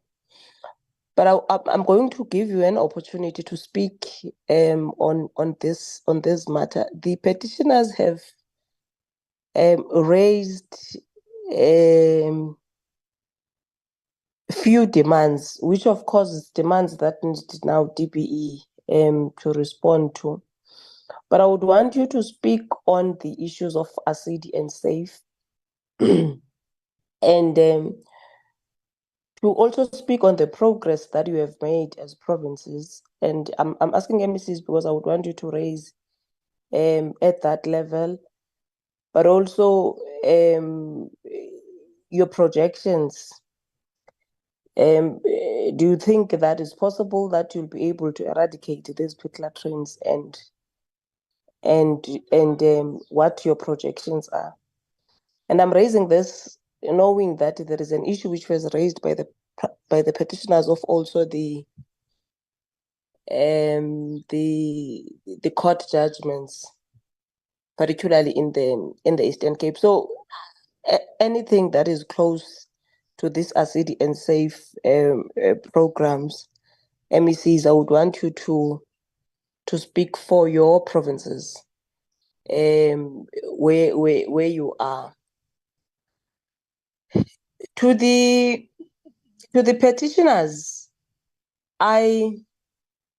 what I would want to understand from you is that this petition, and I understand that it has got about 5,000 signatories on it. Were there engagements that you have started with the provinces, or it's a petition that has came to this level without necessarily the engagements with the provinces? And if you have, what has been the response? To the department, there is also you mentioned, Ms. Diale, that local there is a mention of local councillors. To what extent are they supporting, and what is their role and capacity to deal with the issues of infrastructure? And your presentation alludes to 384 targets in the APP, and DBE completed 249. What is the plan to complete the outstanding one? the 430 projects in ACD that is outstanding, when will it be completed? And the 3,898 achievement, what year is the baseline?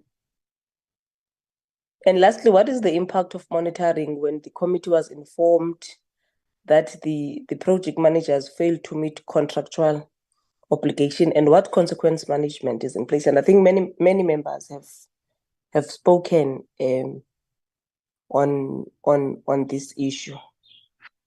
So these are the issues that I would want to raise from my side. I think all of us, without really politicizing the matter, we would want one day to see our country that does no longer speak of pit-latrines. I think we would want really not to have incidences that has happened in some of these provinces with regards to these pit-latrines. So let me allow. I think we have lost completely UDM. I think let me just allow. I am back. Oh, okay. All right, Yeah. DM. Sorry, I did not pick that up. Let me allow you to, or maybe let me allow. I'm not sure. The MECs first to speak, and then yourself to speak. But of course, for technical issues, technical people can always, after you have spoken, speak also. Thanks, DM. Yeah, thank you, Chair. I think you are right. Let's allow MECs to come in, and would have appreciated if the petitioners, before it comes as a petition, they could have come to the department, because we always are available. Like Mr. Nguvu indicated that he called the DG, and DG came back to him. Not to say that today, because there are petitioners, issues that we're supposed to be talking, we always come to the portfolio committee, always, and we account on ACD and SAFE to the portfolio committee. We appreciate that today we even have honorable member from UDM, whom we have never had his guidance, because we take it, members are guiding even the department. It's not a matter of checkmating that we wait until there are petitioners, then we all come and fight or hammer the department. I'm not saying we're fighting, but these are the things that always, every second week, we are in the portfolio committee. And if there are issues, we'll appreciate that those issues are raised. But let me allow MECs to come in, because not to say that issues of pit-latrines are dealt with only at ACD and SAFE. The departments also have programs that are addressing. And Chair, we have a challenge. Africa as a continent, it's a water-scarce continent. South Africa is worse. So we cannot put waterborne toilets where the entire community does not have water.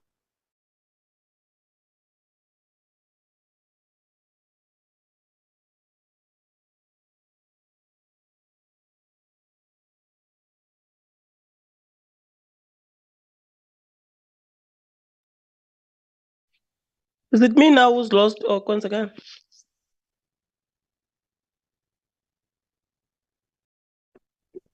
No, Chair, I think we've lost the DM.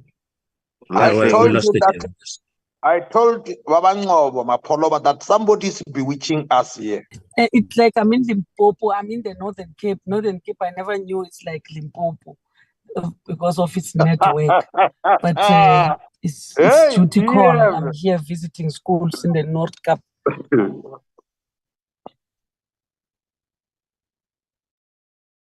You can proceed, DM. I think we got you back. She's dead again. Isn't it? She mentioned Limpopo.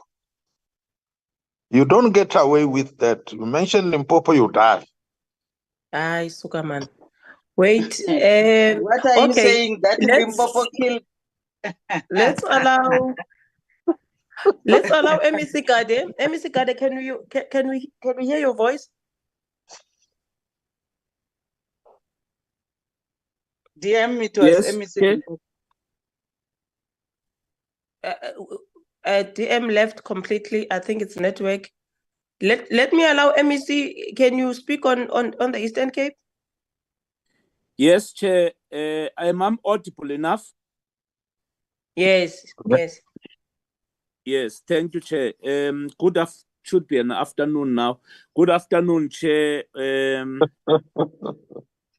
No, it's still morning. Good morning, good morning, Chair. To you and good morning to DM in absentia from the platform currently. And good afternoon, good morning to you, honorable members, DG, HODs and MECs from various provinces. Chair, I think probably let's approach this discussion from an angle of availing the detailed report of the province to yourselves, so that we don't consume much of your time. But safe to say, Chair, from the initial 1,500 plus that was identified from the province as part of the ongoing eradication of the pit-latrines, we have been able to deal with 1,131 schools in the context of the pit-latrines that have been identified in 2019. But critically to that question, I think Honorable Nkwangwa has come closer to what we have been always harboring, that the concept itself of the eradication of pit-latrines in a country that has got no bulk infrastructure system in villages is a bit an awkward one, and can be misleading in one way or another, precisely because of how we have structured the interventions.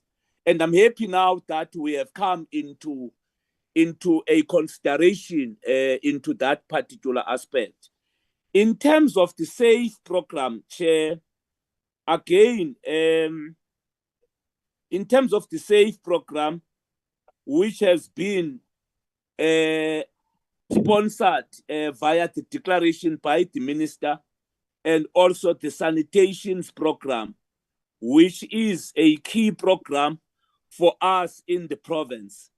Out of the 1013 that the SAFE program we have as a province, the 433 has been dealt with, and the 44 that is currently underway via the Mvula Trust is currently dealt with via the processes that are currently engaged. But also, Chair, it's safe to note that the schooling system in the province is being restructured. From that 1,500 that I was talking about, 547 schools were taken out of the SAFE program precisely because of the rationalization, alignment, and merger of them. Because the problem you have in the province is not just about infrastructure. It's about scattered schooling system, which has no potential to provide a quality public education system.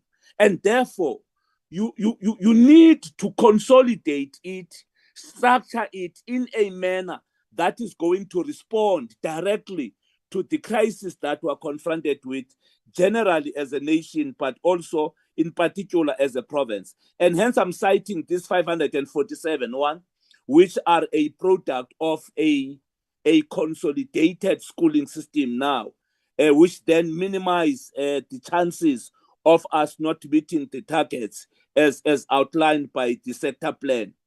But again, Chair, in the context of the sanitations program, which is also having some breakdowns. Some are at the level of stage 5, for example, which is the finishing of the tasks that has been given to implementing agencies. There are 21 of them that at that particular level. And at stage 6, they are, which is the practical completion, there are 17. And the grand total of them is 44 of them at an amount of 32,738,000 plus. So I'm giving that particular detail, Chair, so as to complement the work that has been presented already by DPE, because we always give that report. But equally, I can assure you, Chair, with the resources that we have currently, with the help of the DPE through the grant infrastructure, we will be able, at least by 2024 and or 2025 beginning, dealt with the backlog on the pit-latrines. But the question still arises, because DG has presented here the model that we're using, that we have got an improved pit-latrine system, which accommodates the current understanding that we have of the infrastructure standard norms that are required from an infrastructure point of view. But the crisis that we might be confronted with is the one that Honorable Ngwangwa raised, whether in the quest of dealing with the infrastructure backlog from a pit-latrines point of view, will we be able to provide also a service outside of that structured plan? Because currently you are not in position of bulk infrastructure in the villages where those institutions of learning are located. But there's a debate for another day whether we need a comprehensive infrastructure plan that does not isolate schools from the villages that they are coming from. It's a debate for another day at another platform, which will require almost other sector departments that are in that particular space, Chair.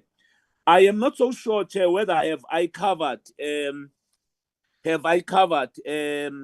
question. But lastly, for me, is the issue of the rollovers that has been lifted here by both the petitioners and also in the discussion. Yes, it is a fact and a challenging one, but I think it's out of our skewed infrastructure planning, which has been there and which the HOD has currently unbundled it now on the meetings that he has, or almost on every morning at 6 o'clock on Fridays, just to check and balance whether the pace we have does meet the demand and supply that is required out of us. Because the issue of the dignity of the learners at any given time cannot be a matter that can be left unattended, Chair. I agree on that one. And hence I'm saying it's a matter that probably needed a bit of a problem. But lastly, again, Chair, there is a discussion that has been lifted, which is also an interesting one, the issue of the performance of the EAs, but equally the issue of the performance of the contractors that we have.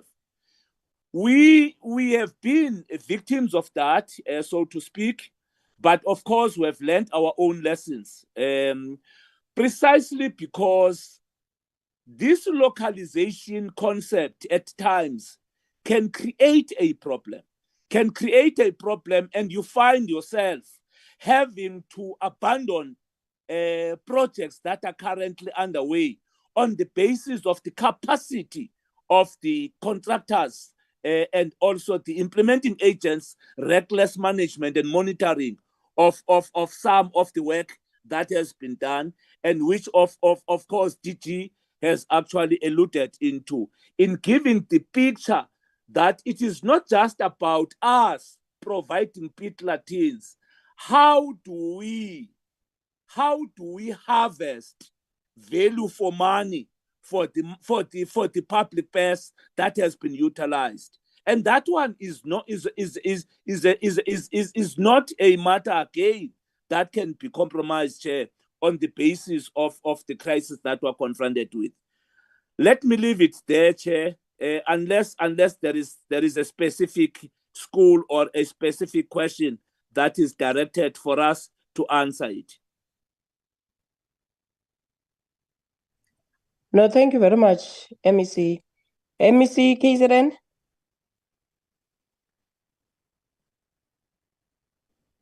That's if she doesn't have. Thank you, Honorable Chair.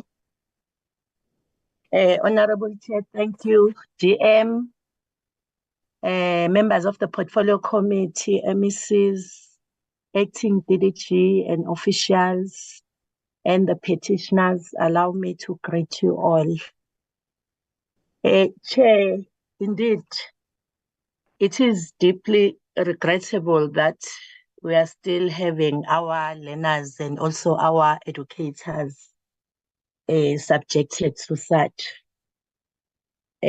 But let me inform the portfolio members that as KZN, we have done much progress. As it is, Chair, we are seated at more than 95%, and we are hoping that by the end of March 2024, we will be done. And of course, we are very much committed in ensuring that we monitor the progress so that we cover all those that are still outstanding. Otherwise, we are not proud at all. Thank you very much, Chair. The HOD will go to the technical questions. Ngiyabonga. No, thank you very much. The MEC Limpopo is not in the meeting, ne? Can we have somebody that just to brief us quickly what is happening with regard to these pit-latrines in Limpopo? I'm in the meeting.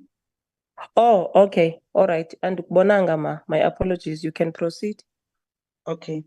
Greetings to you, Chairperson, the members of the Portfolio Committee, colleagues, honorable MECs of other provinces, Eastern Cape and KZN, and our HODs, acting DG, and everyone. Before I continue, I thought the MEC of KZN said the HOD has to respond to the issues. I'm not sure if you want. No, proceed with Limpopo's issues. Okay. Thank you so much, Chair. Let me start by appreciating and join my colleagues in terms of addressing the issues to say, indeed, we need to be able to move with speed.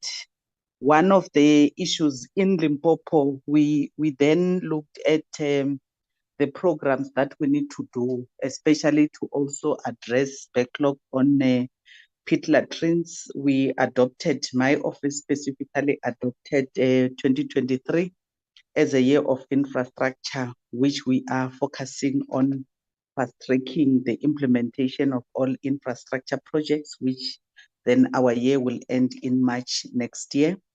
But also there was an issue that speaks to how are we addressing the program in terms of those that will want to participate economically, which in Limpopo, we are also having a problem of the 30% issue, which business forums are raising.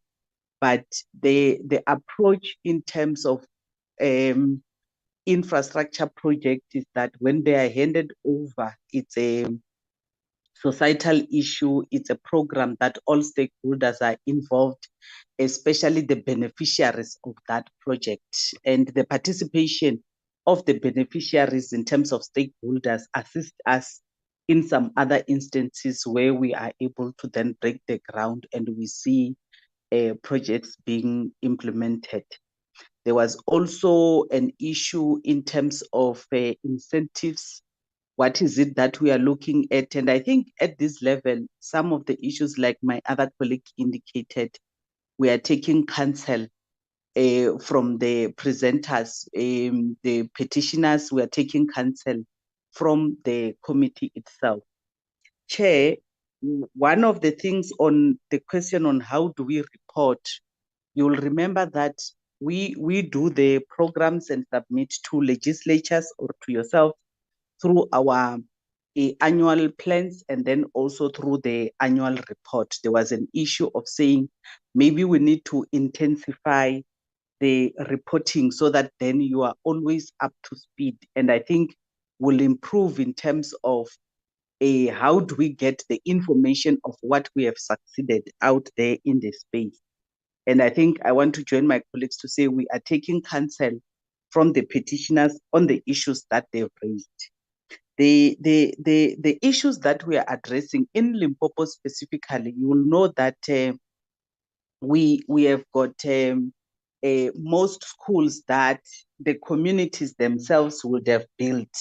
So when you look at the progress that we have made since in the 30 years of democracy, then you'll be able to agree on what the other member was saying, to say we need to take stock of what we have achieved, because a lot of infrastructure have been improved. And we are part of the what DM was presenting, to say in communities where you do not have infrastructure, water supply, that is when then you'll go to the improved pit-latrines, because then they are ventilated and they've got other methods. And I think as a portfolio committee, the other council that we can be able to be assisted with is other methods, to say we can't stick only on waterborne. What are the other methods that are there, which is what we need to be able to implement. So also, like me, I wanted the chief director to talk on how we are implementing the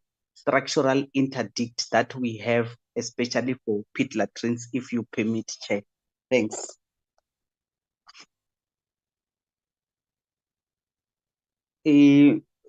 Malachi? No, thank you very much, MEC. Can I now allow you, Acting DG, to speak on behalf of technical issues throughout the country? Yes, thank you very much, Chairperson. Let me start off by appreciating the acknowledgement of the progress that we have made as a department in this rather complex area of work. We also acknowledge the guidance from the committee as far as the importance of now switching focus to also include maintenance. I am going to ask the acting DDG there to respond to all of the detailed issues, Chair, and maybe invite Mr. Mfocwa, who is also in the meeting with us, to perhaps talk a little bit further about what we are doing to address the issues of maintenance. But before I invite the acting DDG to come in, let me acknowledge the concerns raised by Honorable Nguvu from the committee, the issues that is raised in particular about the matters that he has brought to the attention of our DG. Just to apologize to the honorable member and to indicate that I'm sure that the DG would have actioned a response, but perhaps haven't communicated back to Honorable Nguvu. So our undertaking today is that unless Ms. Diali can respond to it now, that we undertake to get back to the honorable member as soon as we can, and hopefully to resolve this particular matter. Can I then ask Solo to come in first and then Solly to respond to the maintenance issues? Solo? Thank you, DG. I hope I'm audible, Dr. Whittle. Yes, you're fine, but I think you have to speak up a little bit because your voice dips quite a lot, Solo. Okay, I've changed. I'm using the laptop now. I was earlier on using headsets. All right. So maybe let me start with the first, the last question that you alluded to.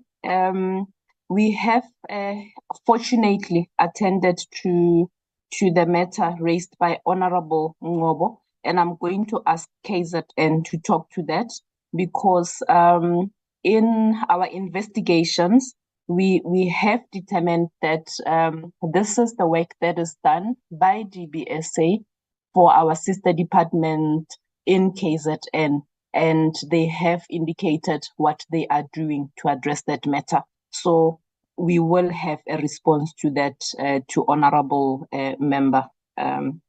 Right, so I'm going to then proceed. Starting with Honorable Morwa-Tsetla. Some of the issues, he's asking what actions have been taken against implementing agents. And I wish to indicate, Honorable Member, that there are penalties that are imposed where projects are not finishing on time. We have imposed penalties to contractors as well as, in some cases, recovering money from implementing agents. But what we have also done is terminations, which is very unfortunate in a developmental state, that we have to terminate some of the contracts. Honorable, I think Wangwa indicated that it is such an unfortunate day in our democracy that we have to take such actions. But going with that, there are developmental programs that we are putting in place to assist our contractors. But where some of the contractors really have shown that, okay, penalties, I see a question comes, what are penalties and what is the criteria of each type of penalty? So in the contracts that we have signed with implementing agents, they have subsequently signed contracts with the contractors. In the JBCC contract, when you don't finish a project in time, the penalties, they start to kick in. So they vary depending on what has been stated in the contract. So at the end, where we cash up on the final payments or final accounts, there you will see the penalties that have been applied. And in certain instances, contractors are even refusing to sign those final statements when they see those penalties, but we are imposing those penalties. So that's one. Two, we are terminating contracts, and hence some projects you will find, honorable members, that these projects have started, but because the contractors have not performed and we were left with no option, no alternative but to terminate these contracts because our contractors in certain instances are just not coming to the party. So we've had to terminate those contracts and go back to procurement. So that is the action that has been taken. And maybe in some instances where you see projects standing for a long time, amongst other reasons why those projects are standing with no contractors is because we have terminated those contractors. And also there are continuous engagements, honorable members, to find each other where we need to take action and ensure that we move forward for the benefit of all. And also there has been, in KZN, there has been money recovered from implementing agents. So that is just some of the actions that have been taken. So that is on the first question by Honorable Murwatseta. Then there's a question about what kind of incentives can be introduced, such as tax breaks. I'm going to ask some of my colleagues to assist me there, but from the top of my head, I believe that those that are coming forward asking to a helping hand in terms of eradicating these toilets, perhaps for their companies, there could be tax breaks for the money that they are putting in assisting government in eradicating this backlog. So that is just from the top of my head. And any other innovative solutions to provide appropriate sanitation. So I saw a comment by, I think is Honorable on the chat, talking about this type of facilities, this type of toilets. I think that the Honorable member was talking to the pictures that they were seeing. That is Honorable Ringo on the chat box. I suppose they're talking about some of the innovative solutions that we are putting forward. It is unfortunate that some of the innovation that are coming, and these are used throughout the world in the construction industry, where there is an alternative to brick and mortar. It is as good as brick and mortar, but there has to be advocacy for our people to begin to really accept some of these innovative solutions that we are bringing forward. They are not substandard by any form or shape, but that advocacy needs to come through. But we also admit that some of our contractors, they need a bit of training to ensure that they correctly install some of these technologies. So that is some of the innovation that we are bringing forward. But second to that, we have partnered, we have signed an MOU with a Water Research Commission to make sure that the schools that are in areas with no water at all, we bring technologies to them that they can have flushing toilets. But also that comes with another burden of maintenance. But we are not going to tire to bring this innovation to the industry. So there is innovative solutions that we are bringing to the forth, and we will continue to do that. How provinces are addressing business forums, I will ask provinces to address those, but we also encounter those, and our DG is in constant basis or on constant basis addressing this matter with the business forums. The PEDs will also add to the actions that have been taken, but I believe that I have covered what we are all doing in terms of implementing agents. And then there was a brief from the PEDs. Then there were questions from Honorable Van der Walt on the impact of inappropriate sanitation on people and the psychology of that. That was just a comment. And there was an issue of maintenance. Ntate Mfocwa will talk to what we are doing regarding maintenance.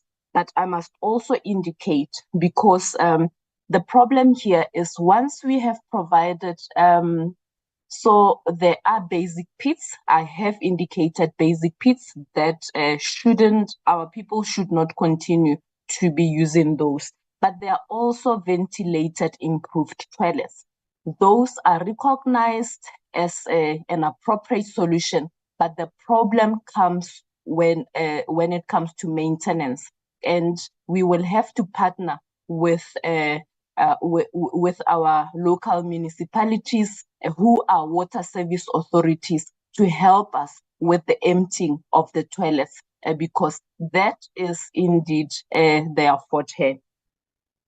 The issue of implementing agents and lack of experience, there's a question to say who signs off on the substandard work. As there was cited an example of roofs that have collapsed. There are principal agents. The principal agents are the ones that once the quantity surveyors have done their evaluations, they then sign off to say it's okay, the payment can be done. And this matter must be addressed at that, and we are addressing, the implementing agents are addressing this matter with principal agents who are certifying substandard work, and punitive measures are taken by either cancelling contracts with those principal agents or even reporting them to their responsible professional bodies. This has been very slow. Even from our side, we have been insisting to say, where you have a principal agent who is a professional and they are certifying substandard work, they have to be taken to task with their registered bodies. So that is what we continue to pursue. And there was also a comment that the comment that I had made, that we are not in our air-conditioned offices, and that not all are experts. We should guard against running around as if we are experts on site. I think point is taken, but there are suitably qualified colleagues that are going to sites and making sure that the quality of work out there is according to what it should be.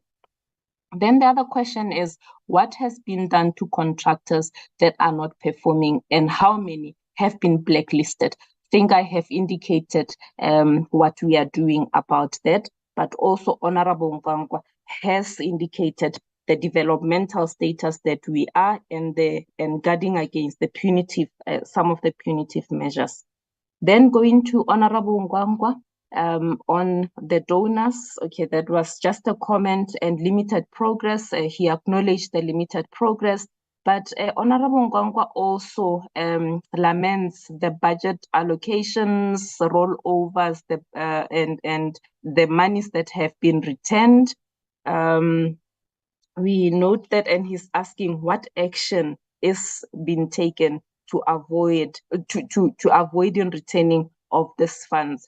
I can indicate that we continuously building our capacity to make sure that we plan on time, we allocate projects on time, so that we avoid this returning of funds to the fiscus. And this is an ongoing battle that we will continue to deal with.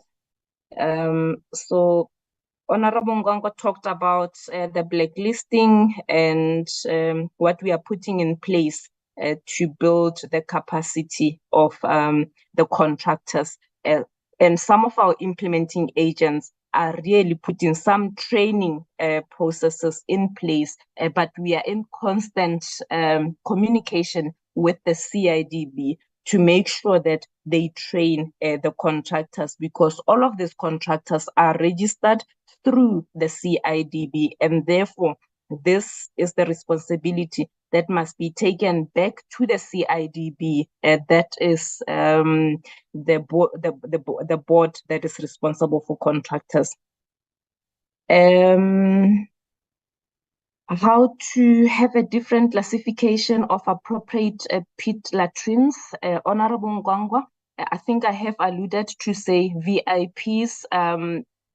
That is an accepted nomenclature. VIPs, unfortunately, they have pit in it, but it is just a form of dry sanitation. It is meeting the norms and standards. So that is the classification. I believe we will just have to make sure that the maintenance happens and there is an understanding that there are VIPs which are acceptable and there are pit-latrines that are not acceptable, so that we don't paint both with the same brush. Then Honorable Van Zyl, limited resources and political will. There was the statement that the DM made.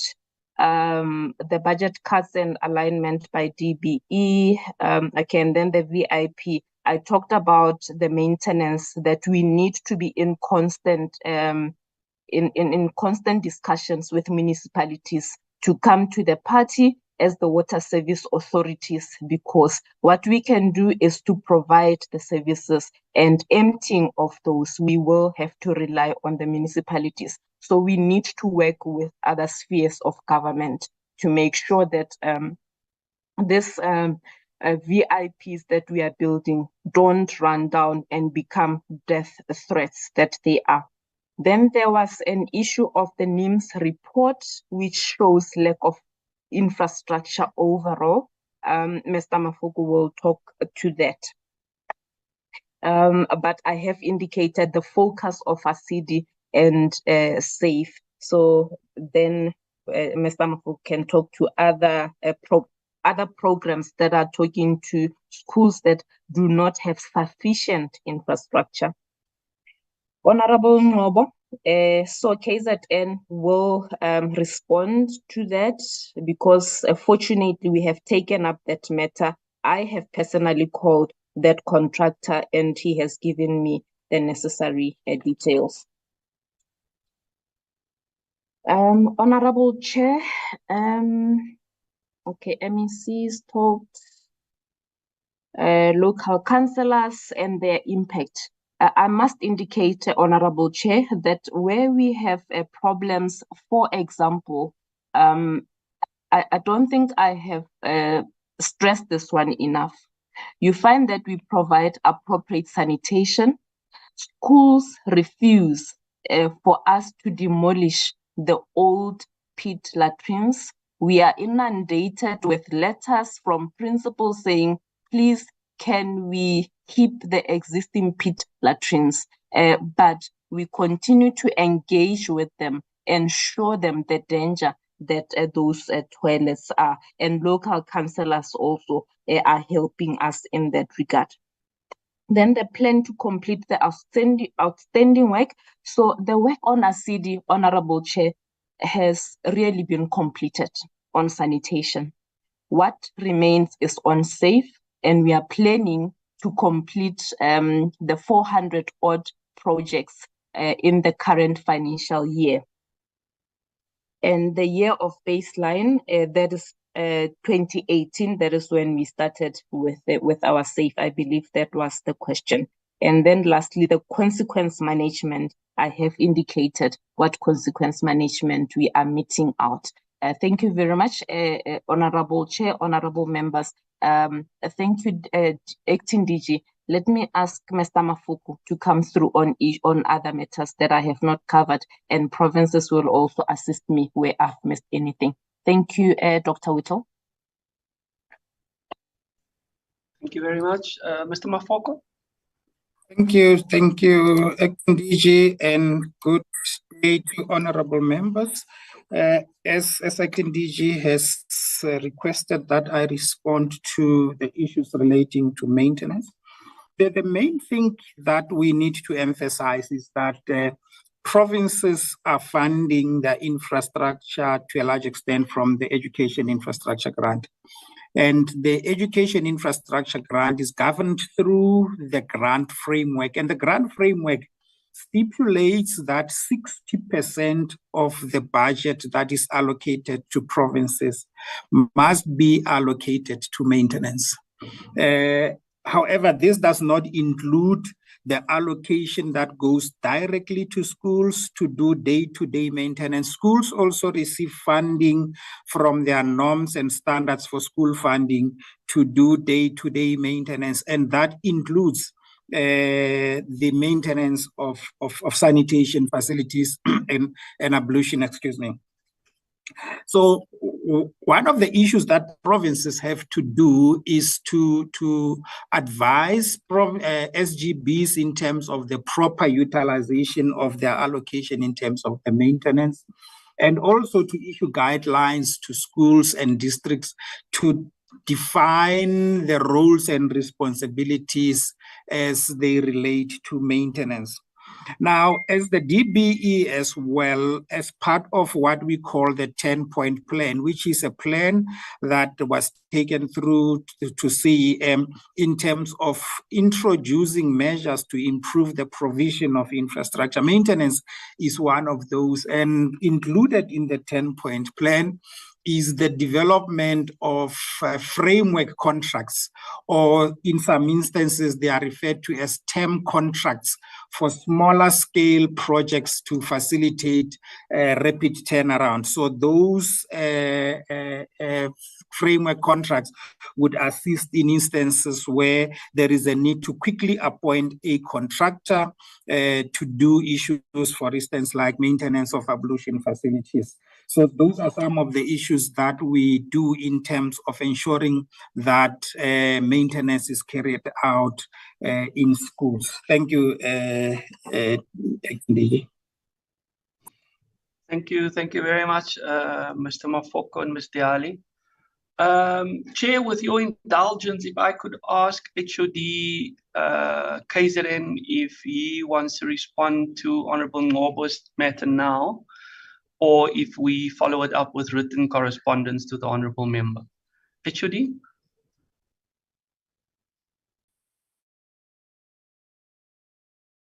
Thank you. Thank you very much, Acting DG, and good morning to the Honorable Chair and members, and as well as MECs present in this meeting. We will just briefly respond, Chair, because we've checked what is the situation around that Pindavele school. Indeed, what we found is that the implementing agent there is DBSA, as Honorable Ngo was saying, and the main contractor, of course, here has been paid. In other words, the department has paid DBSA for work done up to a particular point, and DBSA has paid the main contractor.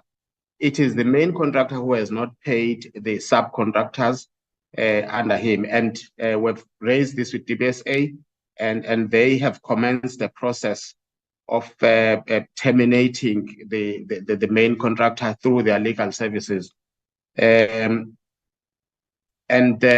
We are actually having a meeting with DBSA on the 14th. That is next week. We have a meeting with them, and this is one of the issues, together with other issues together with other similar issues that we'll raise with them. But what we have indicated to DBSA is that they must fast track the process of replacement, and we'll re-emphasize this in our meeting with them next week, of replacement contractor, and that where there are monies that are still with DBSA, that they don't disperse them to the main contractor, but they disperse them to the subcontractors. But of course, they will be doing all this with their legal services. What we've said to DBSA is that the subcontractor and employees must have been paid by the end of November. But we'll re-emphasize this when we meet them on the 14th. In the meantime, we have provided interim ablution facilities in the school, so that while the main contractor and DBSA's issues are being dealt with, that learners do have at least interim ablution facilities. It's a situation that happens sometimes in the construction field, where the main contractor duly awarded a contract sometimes fails to deliver according to specifications, and sometimes fails to even pay subcontractors and employees. And those things, of course, end up coming back to us, because subcontractors and employees know that they are working in a school, they are building a school, or they are building ablution facilities in a school. So if they are not paid, obviously they understandably direct everything, including their anger, at the Department of Education. And I think it is correct that they do so, because they are working in our schools. The fact that there's an implementing agent is a side issue to them. That is why we're taking this matter up to ensure that the contractor is paid. There were other issues on business forums, Chair. What do we do to minimize disruptions caused by them? We must say that in KZN, we've seen a decrease in the disruption by business forums, although there are sporadic incidents here and there where they disrupt. Our strategy is to engage them early, as early as at the level of planning and conception stage, so that they don't to avoid disruptions during construction. We also keep an ongoing engagements with them. At the pre-site handover, we engage them, as well as during the construction stage, we also engage them. We do those engagements together with local leadership where the school is being built or where the project is being undertaken. We deal also with traditional and municipality leaders, as well as the police, to try and minimize this. And we are seeing progress really in that. Very few of our projects get disrupted, and when they are, we intervene immediately. In KZN, I mean, the DDM, the model is actually working quite well. We work in cooperation with other sister departments and municipalities, as the DDM model prescribes.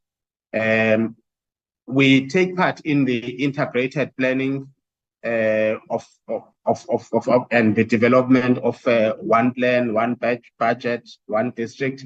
We are active participants in those, in all our districts, in all our 12 districts. To ensure that we take full advantage of some of the things that the DDM can provide us with, like, for example, being able to deal with things happening at local level, because we have that connection with our local leaders, so that they help in the intervention wherever there are problems. On expenditure that's returned to National Treasury, I must indicate that as KZN, over the past 5-6 years, we've never underspent on the infrastructure budget and related, infrastructure budget. We've never underspent. Instead, almost every year, through the DORA funding, we actually get some money that has not been spent elsewhere. It usually comes to us in KZN. I think those are the issues that I wanted to raise. But on Honorable Ngobo's issue, we can assure this committee that we are dealing with it now that we've become aware of it. Thank you very much. Thank you very much, HOD, and thank you very much, Chairperson. Back to you.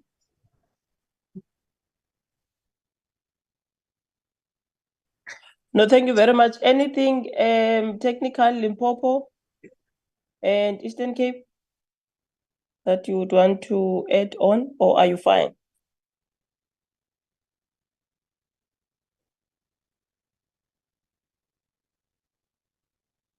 Limpopo?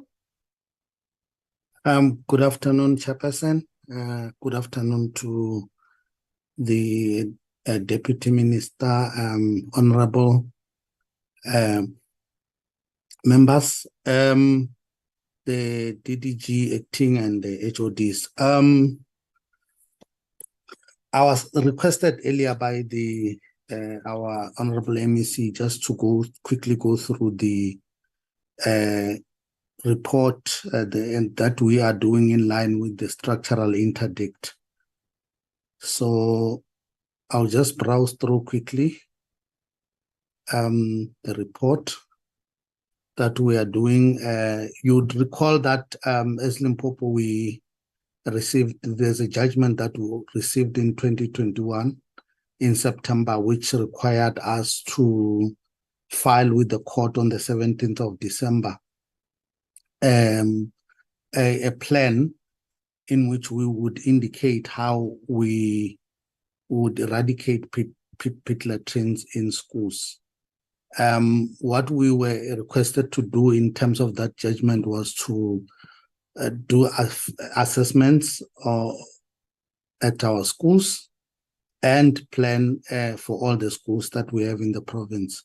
So in terms of that plan, we actually found that we've got, at the time, we had 3,761 schools in the province. And we, through different mechanisms, assessed those schools.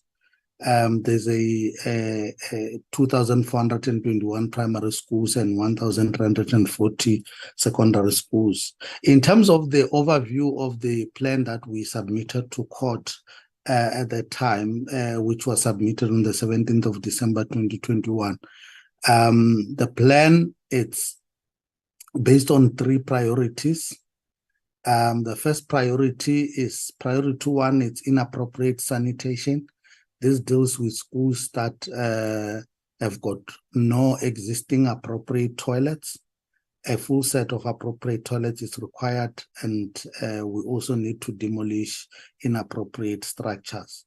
Priority 2 is inadequate sanitation. In these schools, there are some appropriate toilets. The number is not compliant, and we also here might have to demolish inappropriate toilets. And priority 3, it's compliant sanitation. Here, the number of appropriate toilets is compliant, but might require refurbishment. And even in this case, we might have to demolish inappropriate structures.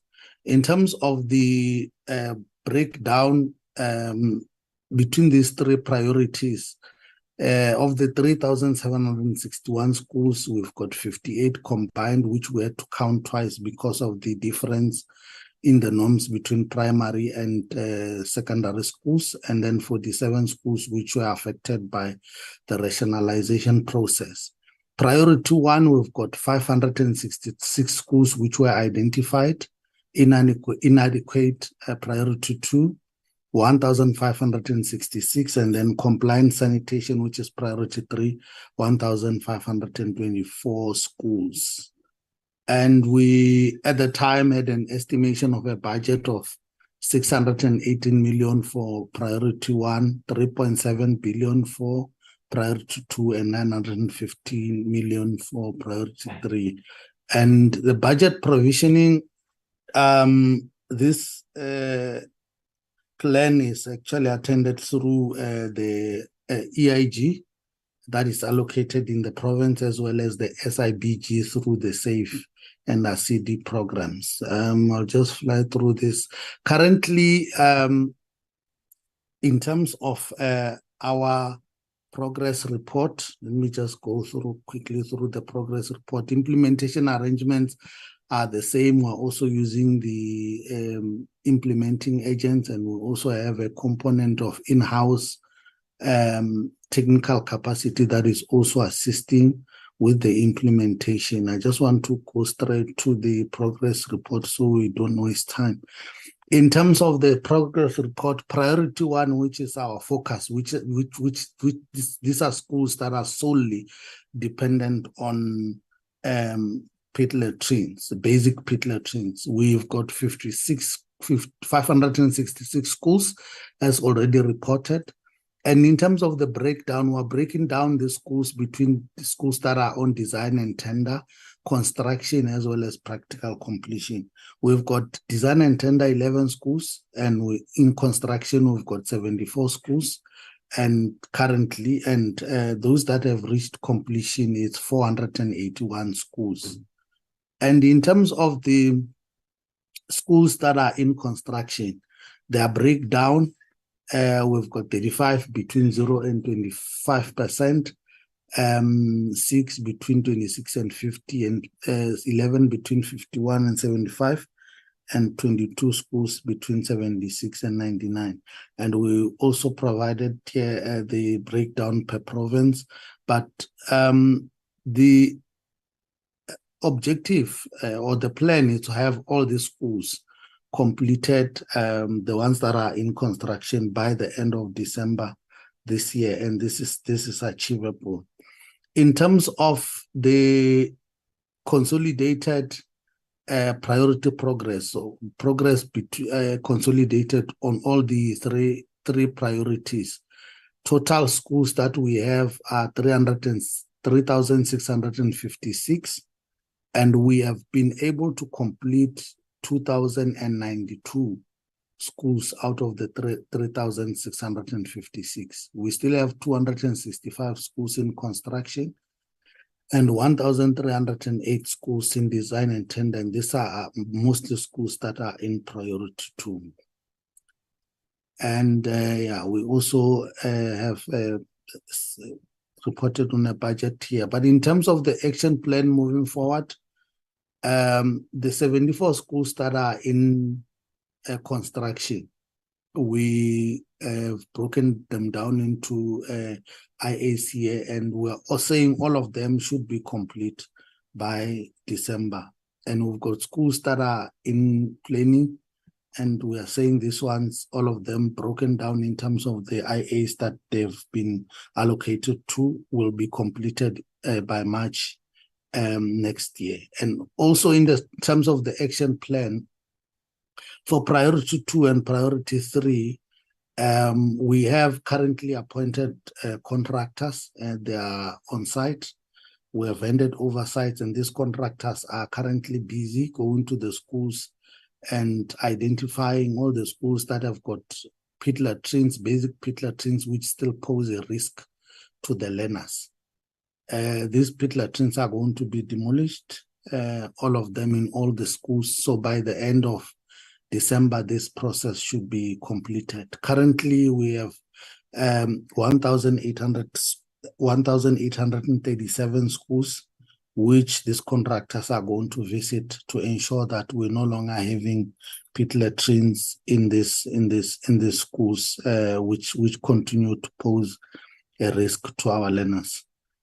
This process is going to be completed by the end of December.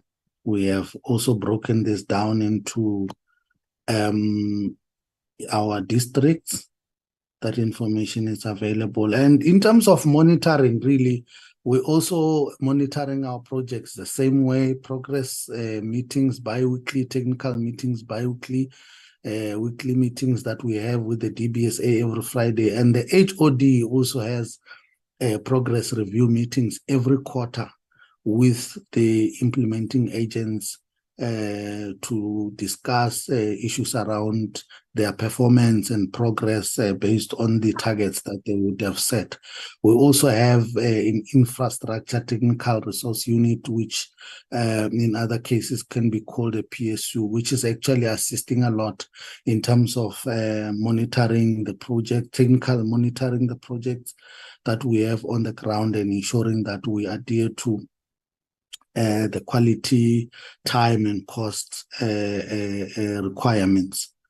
In short, that is the report that we have on Komapi, and also the progress that we have actually made up to so far. In terms of risk and issues, really is the same issues that the other provinces would experience with business forums. And I would also agree with the HOD KZN. This is the way in which we are beginning to, learn how to deal with these business forums, engaging them through the local leaders, and making sure that we also open our projects for local participation, because that is the main issue. The main issue is local participation. If you open the projects for local participation in terms of unskilled labor and other opportunities, suppliers and all of that, it sort of goes a long way in minimizing these tensions that we would normally have. The other issues are the same as issues which were raised by the DBE, so I don't think I'll spend much time on those. In short, this is the report that we have on the Komapi case and the progress that we have made up to so far. So we're requesting, recommending that this report be noted. Thank you.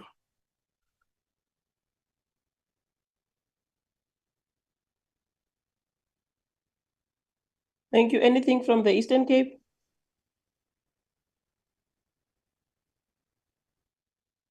Oh, we sorted.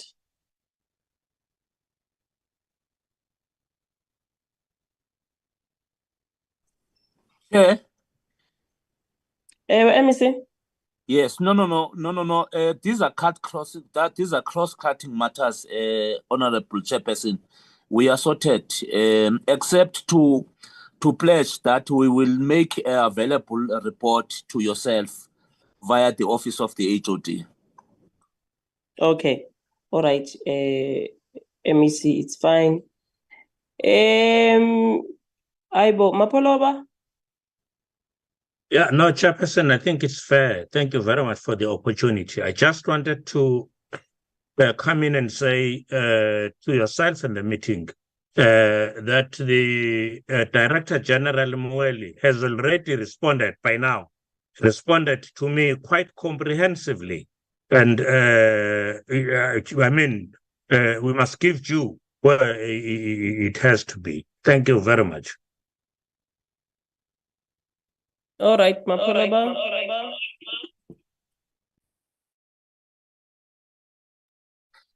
Okay, Mapoloba, much appreciated. Van der Walt? Okay, thank you that I can quickly grab an opportunity. I'm not sure if our MEC of Limpopo is still on. I left her a private message. But I know that the department always appreciates schools that want to improve with their own funds, etc. But the Law School Tabazimbi has written a letter to the MEC office the end of August. She most probably got it in the first week of September regarding the funds they have to put solar heating and therefore save a lot of expenditure every month. But the school have up until last week not had any response. Now, I know it could also be public works, but maybe if the MEC can just look at her correspondence and maybe just give a response to them and CC me, so I can also try and assist. Thank you very much. And Mr. Malachi will see me doing inspection in December on this deadline Let promise us not be just made. opportunistic now, members. Please, let us not be opportunistic. This meeting is for the petitioners, not our issues with our MECs in our provinces.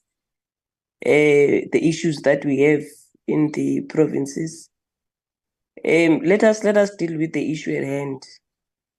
Actually, we are supposed to give now the petitioners an opportunity to speak. Van der Walt, Van Zyl.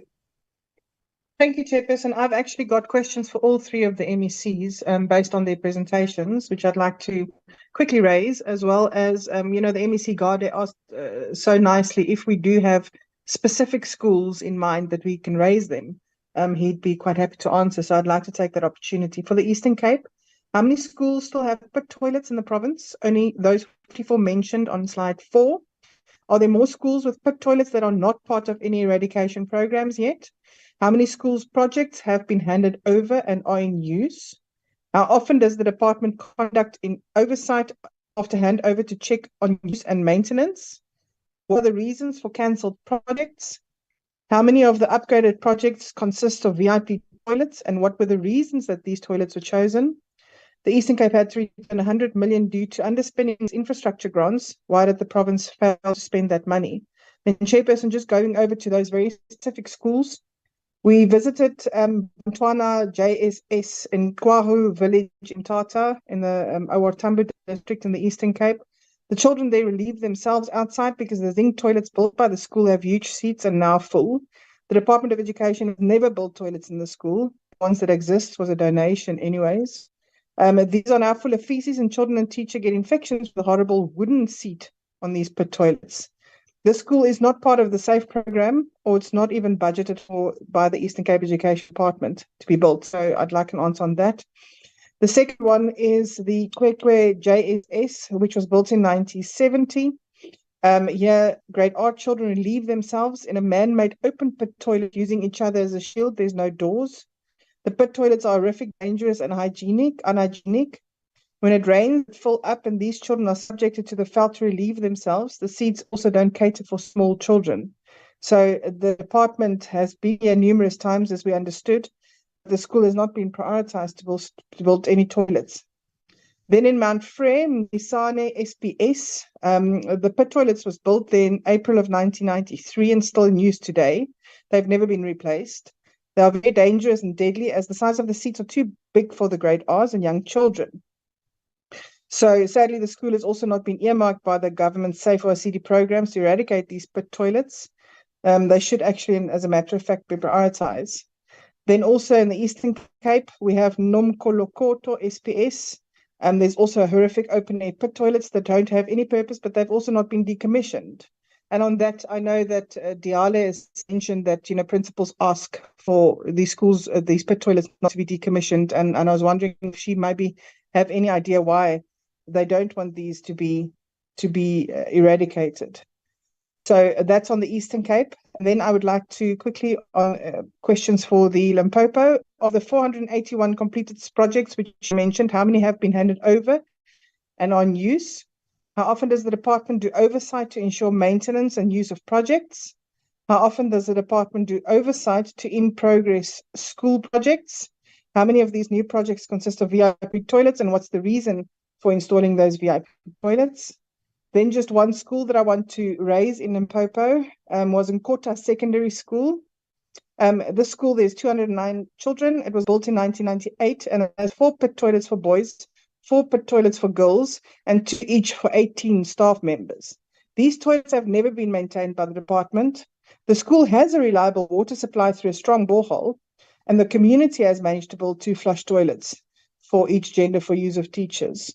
I know there is some enviro-loos that the school has obtained through the national lottery donation, but the children at this school still use the old pit toilets. Then lastly, just for KZN, 3,898 schools that was mentioned, are these just in KZN or do they include EC and Limpopo? Regarding the 1,377 schools, were there only schools that had pit toilets, or are there more schools with pit toilets? And are these 1,377 schools identified to be part of the specific project? If there are more schools in KZN with pit toilets that do not form part of this project, how many are there, and when will those pit toilets be eradicated?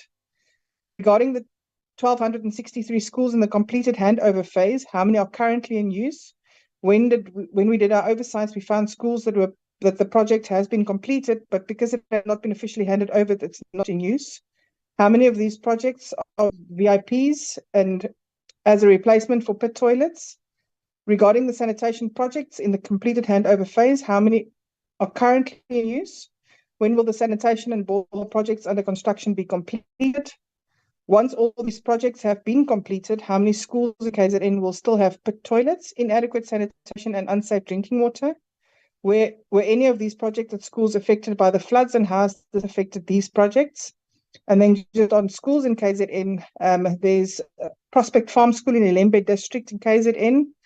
There are 390 children at the school. School was built in the 1950s, and no proper safe sanitation has been provided to the school by the department. The main challenge here obviously remains water. A borehole exists, but it's been broken for quite some time. The department has promised that it will be fixed, but to date, nothing has been done. There's 14 flush toilets for staff, and learners are locked, and learners and staff are now forced to use only 2 pit toilets. So that's also very, very concerning. The last thing I wanted to raise was Matamzana High School in the Mfocwa district in KZN. There are plus minus 900 children at the school. Although there's a water source at the school, the department opted for the building of VIPs. The staff component of 53 use 4 VIP toilets and children make use of 32. According to the school, they are not allowed to use these toilets as they have not been officially handed over by the department. So 6 portaloos now stand on the grounds, and this is the department's solution for nearly 900 children. 6 portaloos, because the rest are still locked and not handed over. So with that being said, the children still go and relieve themselves in the fields, in the veld. So if the respective MECs could comment on that. Thank you, Chairperson. Respond. My chair. Good afternoon. I mean, good morning. We are still going to, no, it is good afternoon. Chairperson, just a word of an advice. if I will, of course, get a second in the absence of my son, who is not on the platform. I realize that there are questions which are directed to the provincial departments of education. And the petitioners, who are the main character today, are still to respond. And from where I'm sitting, we are still to chart a way forward. I mean, if we were to be principled enough. And I wanted to propose that the questions raised, because majority of them want figures, how many, what, and all those sort of things. When you talk about how many, we need the accurate figures. And surely we cannot subject the department to a guesswork. They may not be having those at their fingertips as we speak. I would say, why can't we allow the department, or we request those who are raising these questions now to craft their questions into writing and submit them to the secretaries of this portfolio committee so that they be forwarded to the relevant departments. The departments will respond in written form. If need be, even after they shall have responded, if this portfolio committee feels they must still come and respond on this all-important portfolio committee, or in this all-important portfolio committee, so be it, will decide. But for today, I wanted to say, can we spare the department responding to the questions and instead go to the petitioners to have a talk, because some of us have got some questions to raise with regard to the petitions as raised, but we feel it should all be fair that the petitioners speak first or respond first after the department has spoken. I so plead with you, Chairperson. Thank you.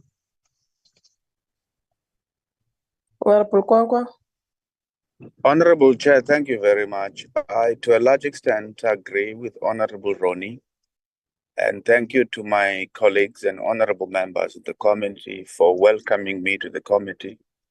I just want to highlight and indicate that it is because I have to prioritize my primary committees, which are in the finance cluster, that I'm not able to make time for important committees such as this one on basic education and all the other social issues that we face in the country. We concur fully with Honorable Ronnie that perhaps because we've run out of time, and probably the petitioners will not have another opportunity, second bite rather, is that then all the other issues which are outstanding are sent to probably the committee as a list of detailed questions which would zoom into specific issues which are outstanding, have not been responded to, because I do understand and accept. And also appreciate the fact that the presentation by DBE had to be a broad overview on the work done so far. And probably then the petitioners would want to zoom into one or two specific issues where clarity was not provided, or certain questions which dealt with specific issues could not be answered to, so that after this session, we don't leave any matter hanging. We are able to deal with them specifically. And I appreciate and acknowledge the fact, which should not be discounted or belittled, the fact that fellow honorable members of the committee have also issues to raise with relevant MECs. And perhaps in trying to beef up the accountability and the responses that we need to get, those honorable members can sponsor those questions, and then the committee can decide exactly as to how it wants to deal with it. But that should be a separate committee process to what the petitioners seek to do and seek to achieve with their petition, because ultimately they should be able to a large extent, determine the outcome of that process, obviously guided broadly by the committee and the department itself. So I wanted to second that proposal, Chair, with just making one or two submissions which would help to amplify it somewhat. Ndiyabulela. No, thank you very much. I think that is the approach that we are going to follow. I think I had raised it that let us not make this meeting our meeting. Actually, as members of this committee, we must all of us find solutions and not be here also to have so many issues with the provinces and be petitioners ourselves. We should be able to give direction and respond to the petitioners. And I think they are the ones who are supposed to speak much, and they are speaking they spoke only once, and actually this is their meeting. So if you don't mind, you can forward those questions, Honorable Van Zyl, to Llewellyn, and they will go to the they will go to the department, and then respective provinces will be able to respond. Let me give you Yongama. With all the responses that have been said by the department and the 3 provincial departments, let's probably hear your views now. Thank you. Thank you very much, Chair. I've just learned that Noxolo would like to have just a second on a jump on before I close.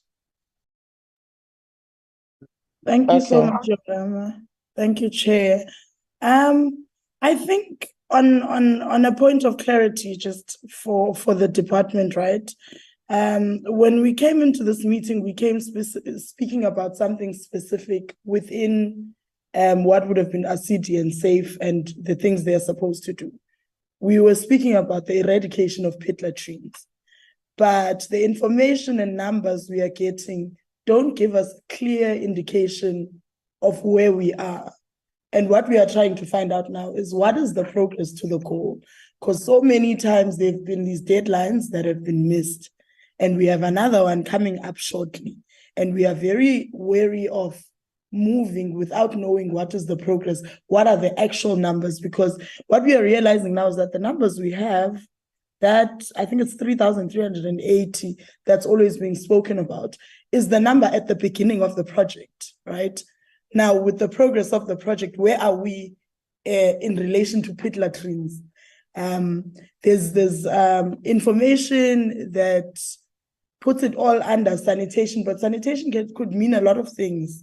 So the numbers we are getting will say sanitation, but in terms of the pit-latrines that were counted, it was counted that there are so many schools that have pit-latrines that need to be replaced with safer alternatives. So where are we on that? I think we'd like clarity from the department for them to say, okay, we have 2,000 schools that still have pit-latrines that we have to eradicate by the deadline. I understand that ECDOE and SAFE both cover a lot of other aspects, including water supply, electricity, fencing, other things. But in this case, can we have specific clarity on pit-latrines? Because these are the primary focus of what we are here. They're the ones that have been causing the deaths of all the children we've spoken about here. They are the ones that, as much as water supply and everything else is very important, but in this case, we try to be specific in requesting information about pit-latrines, and the report that we got really, it covered everything, but didn't give us specific answers in relation to that. And then the second thing that I want to raise that's worrying us as we listen to this and we listen to the different MPs that do this work on a day-to-day basis. This issue that keeps coming up of facilities that have been completed and not handed over.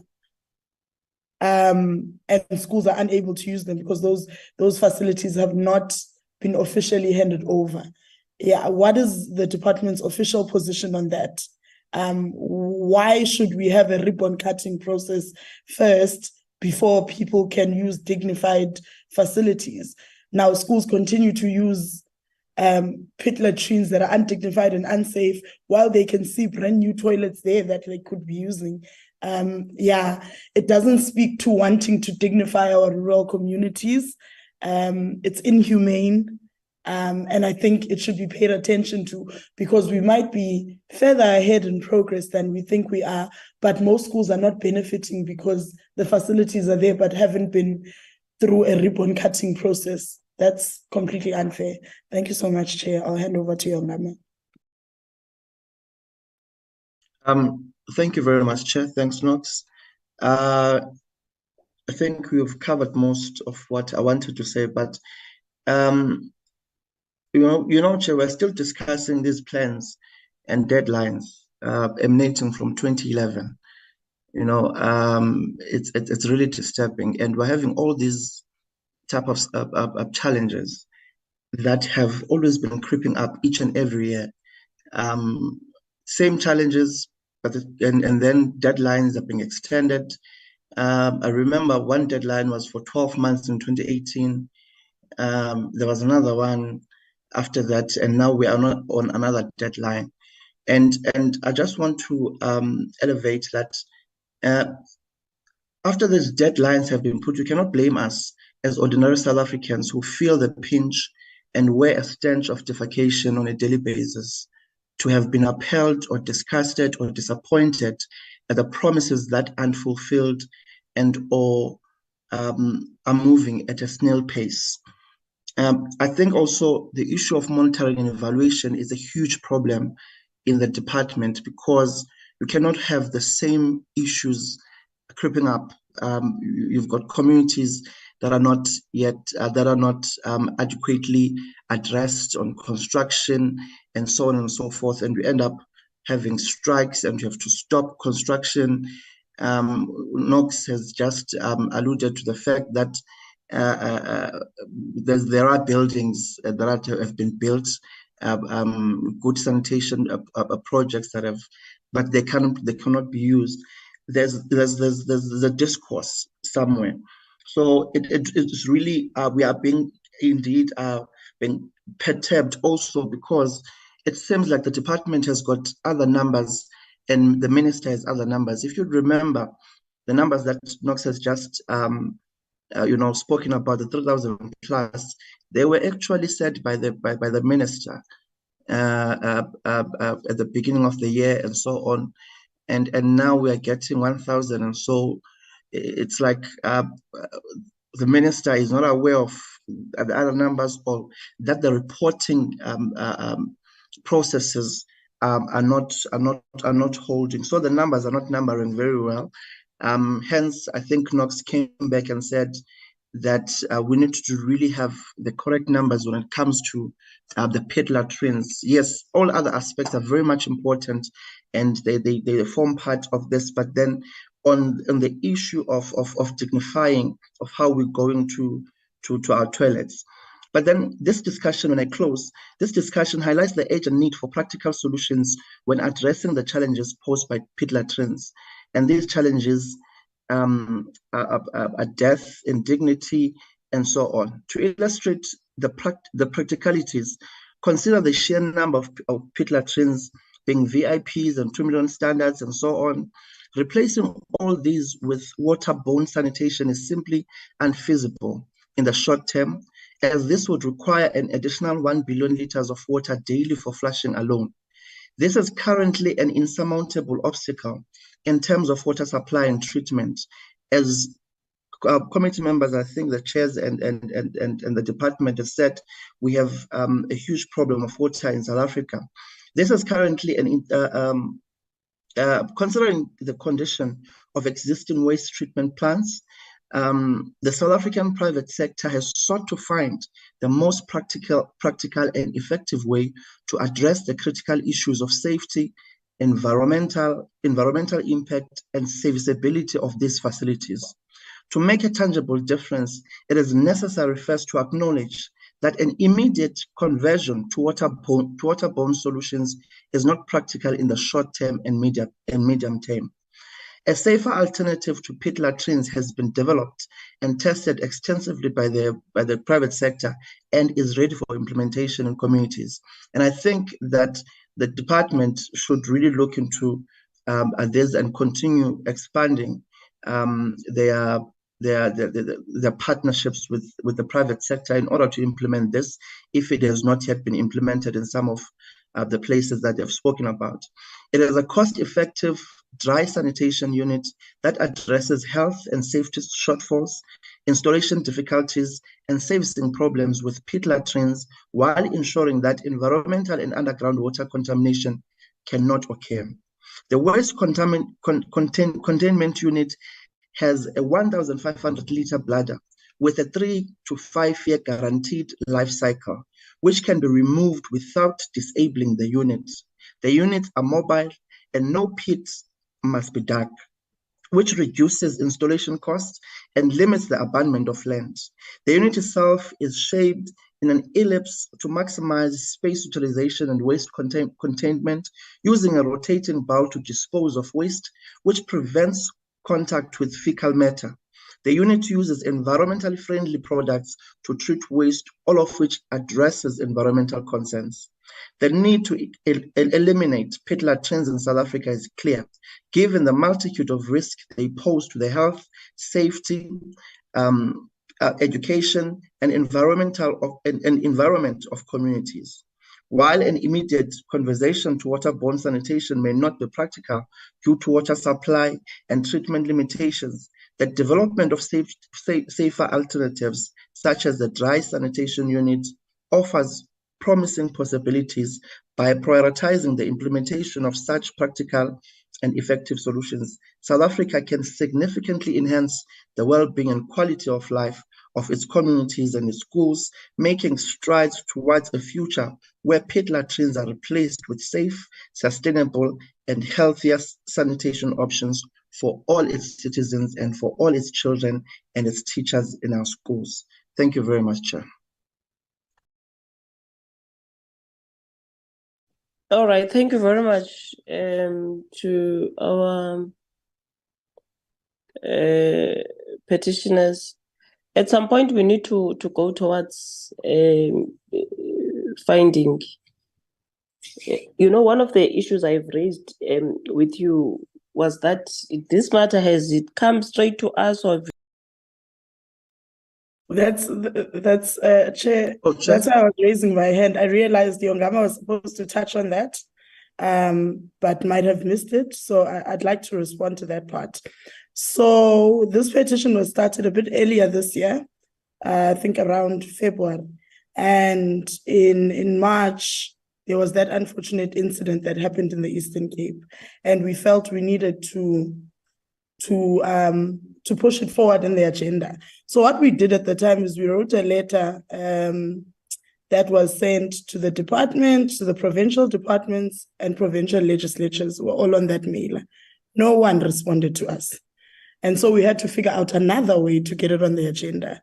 And so we sent it through the office of the speaker and asked the speaker to please get it tabled to this portfolio committee, so that the portfolio committee can take its place as the oversight for these departments that are non-responsive when the public reaches out to them. The email was sent on the 29th of March. It is the very same email, letter, and petition delivery that we did through the office of the speaker to this portfolio committee.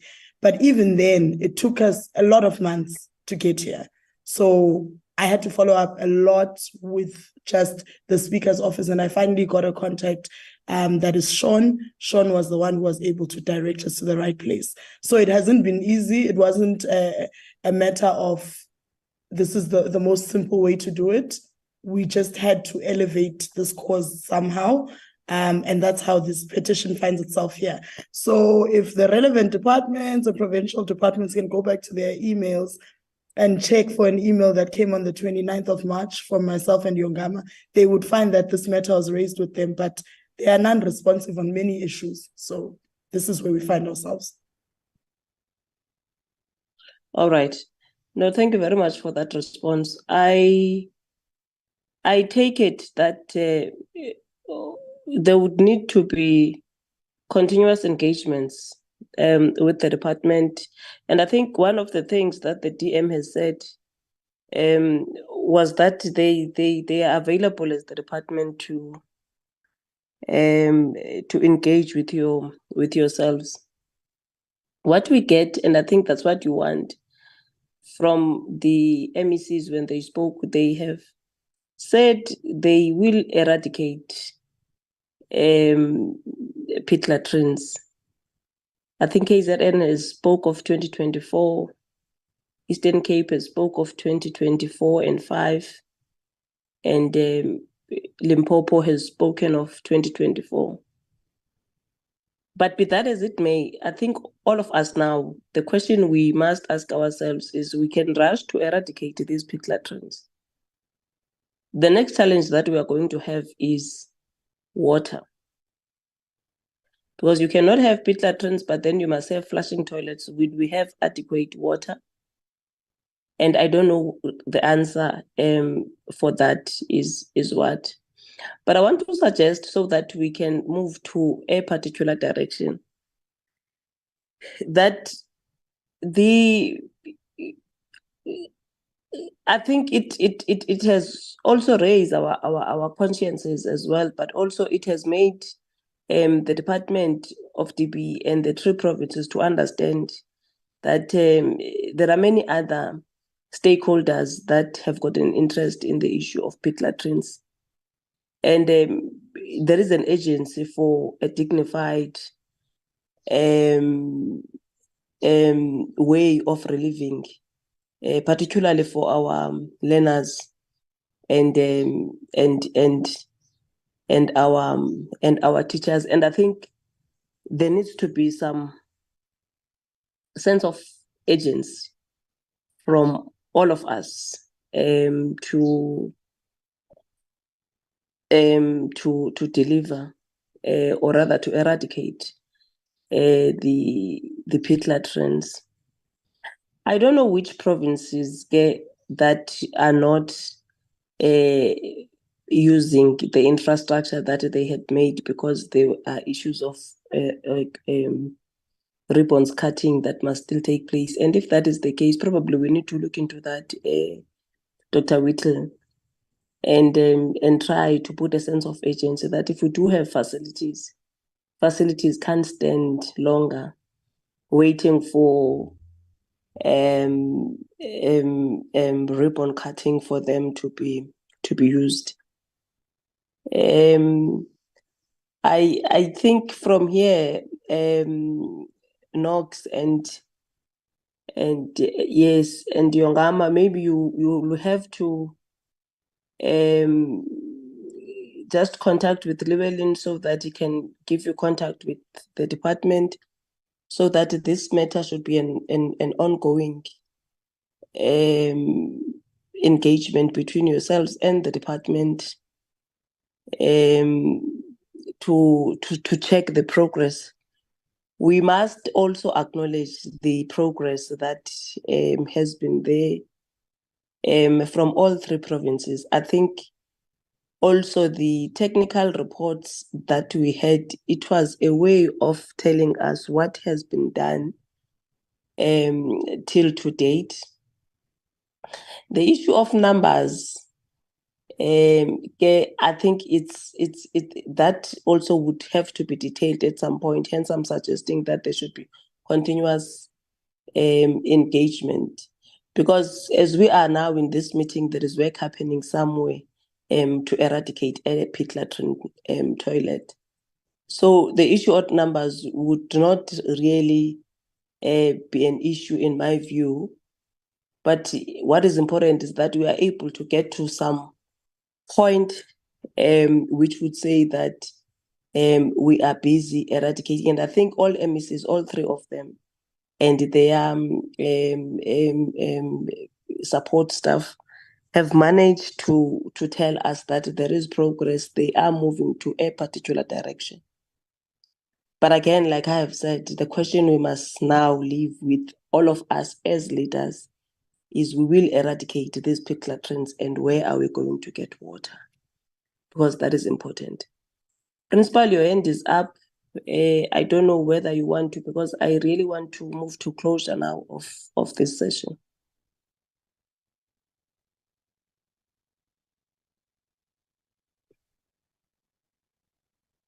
Or is it Elikasi hand?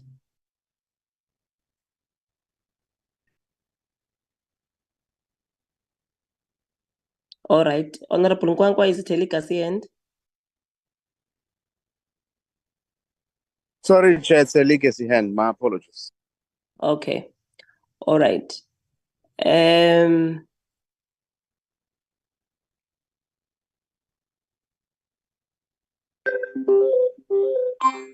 Okay, I'm just reading this chat now from Nox. She thinks that it's a lip service, and then the issue of deadlines doesn't really work. But I understand the frustration, and I think that like we are saying, let us monitor the department as we go forward. But also from my side to the MECs, especially, they are all here. Let us try to ask our people to respond to communities, because this matter would not have really come to this level if just one person could have responded to an email, and this matter probably could have been handled at your level, at a provincial level. So be that as it may, I think let us thank you very much, Sis Noxolo and Putiongama, for your petition. And like I have said, you'll get contacts of the department so that you continue liaising with the department from our secretary, Llewellyn Brown. He can give you those contacts. And thank you very much for bringing this issue at this level.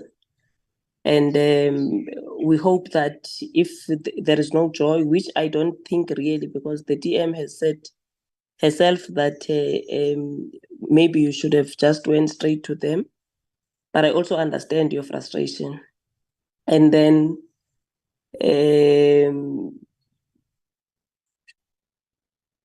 I think provinces will also now be able to respond when you contact them. Thank you very much. Thank you very much, honorable members, and thank you very much to our petitioners and everybody that has joined our meeting. We are adjourning this part of the meeting, and then we are going to ask members to just be left behind for us to adopt minutes. Thank you so much. Long live the chair. Chairperson, may I be excused? Oh, sorry. No, Since that's I was fine. not part of the last meetings. Thank you, Okay, Chairperson. then. All right. Jabula.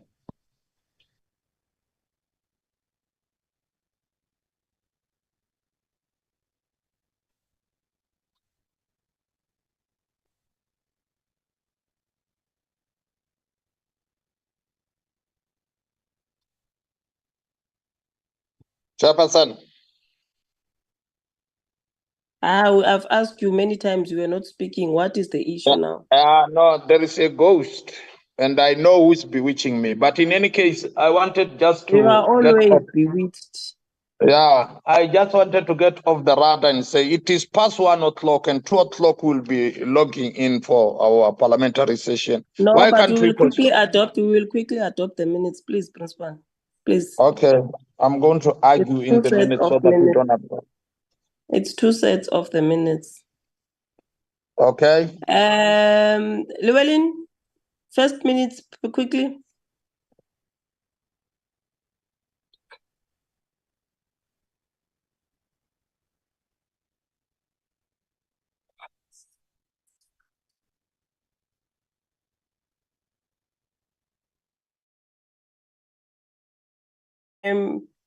Llewellyn, here is a draft report of the committee on the 4th quarterly report of the department.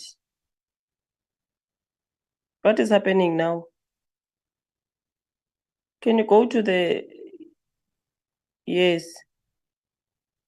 On the 1st quarterly report, on the 4th quarterly report of 2022-2023,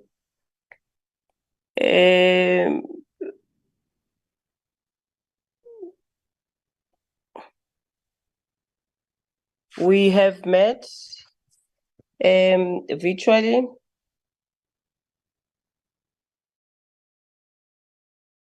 And the introduction. And then 2, it deals with the performance indicators and targets. 3, it deals with 4, it deals with achievement for the 4th quarter. And 5, it deals with performance per program.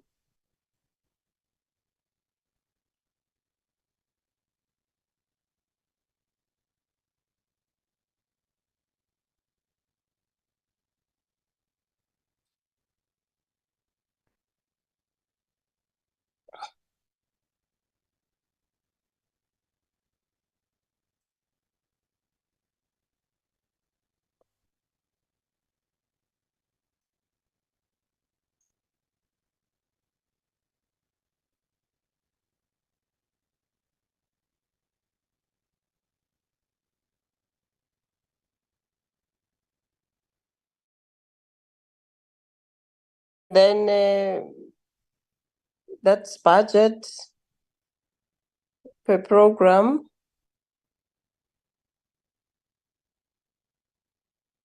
And also the variations and the reasons thereof.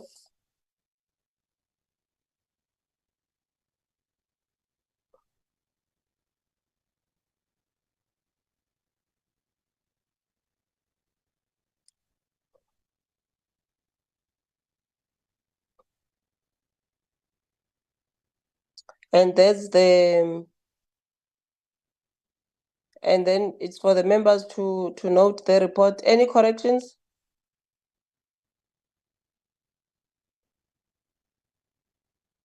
Can we adopt the report, Principal? My chair, I rise to move that this report be adopted as a true reflection of what transpired on that day. Thank you very much. And the second, Honorable Murane. Thank you very much, Chair. I second the proposal of adopting. Thank you very much. Can we move to the second report?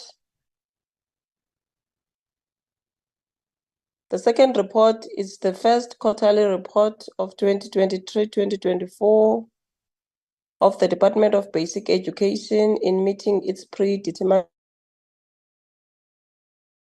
But we had this meeting as well through the virtual platform. Number 1 is introductions. Number 2, we dealt with performance indicators and targets. Number 3, it's the achievement for its performance per program. And performance per program are then outlined.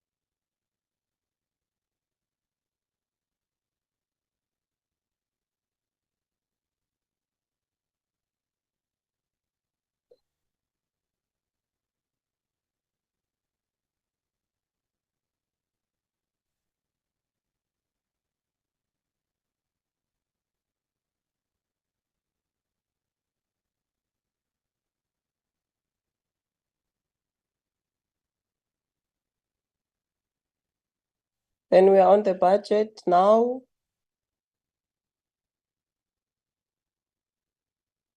The allocations per program and the reasons for variations.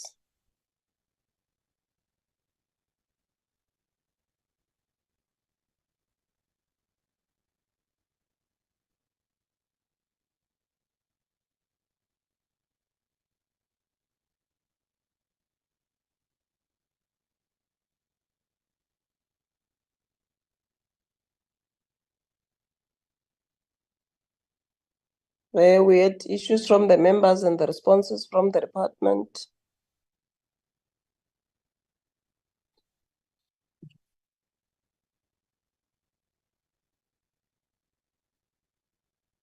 The recommendations from the portfolio committee.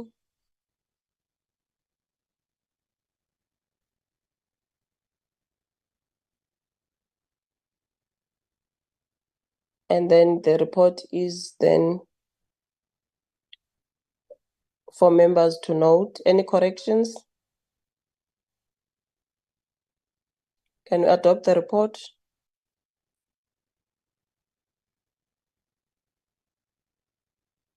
Honorable Morwane.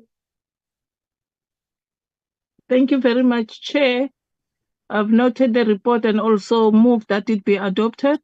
Thank you. Thank you very much, Principal.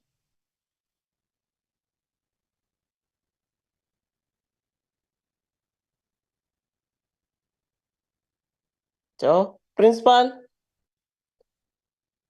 My chair, Yes, I can hear you now.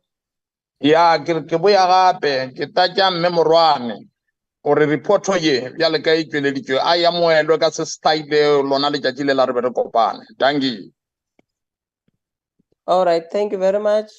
The reports then are therefore both adopted.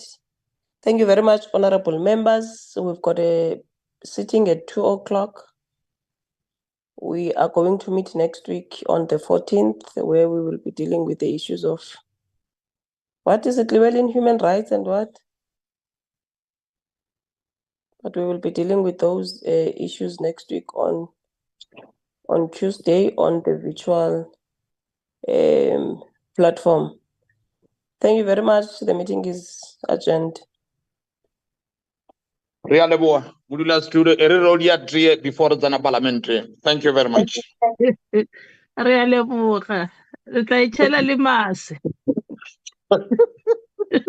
Recording stopped. Condensed milk.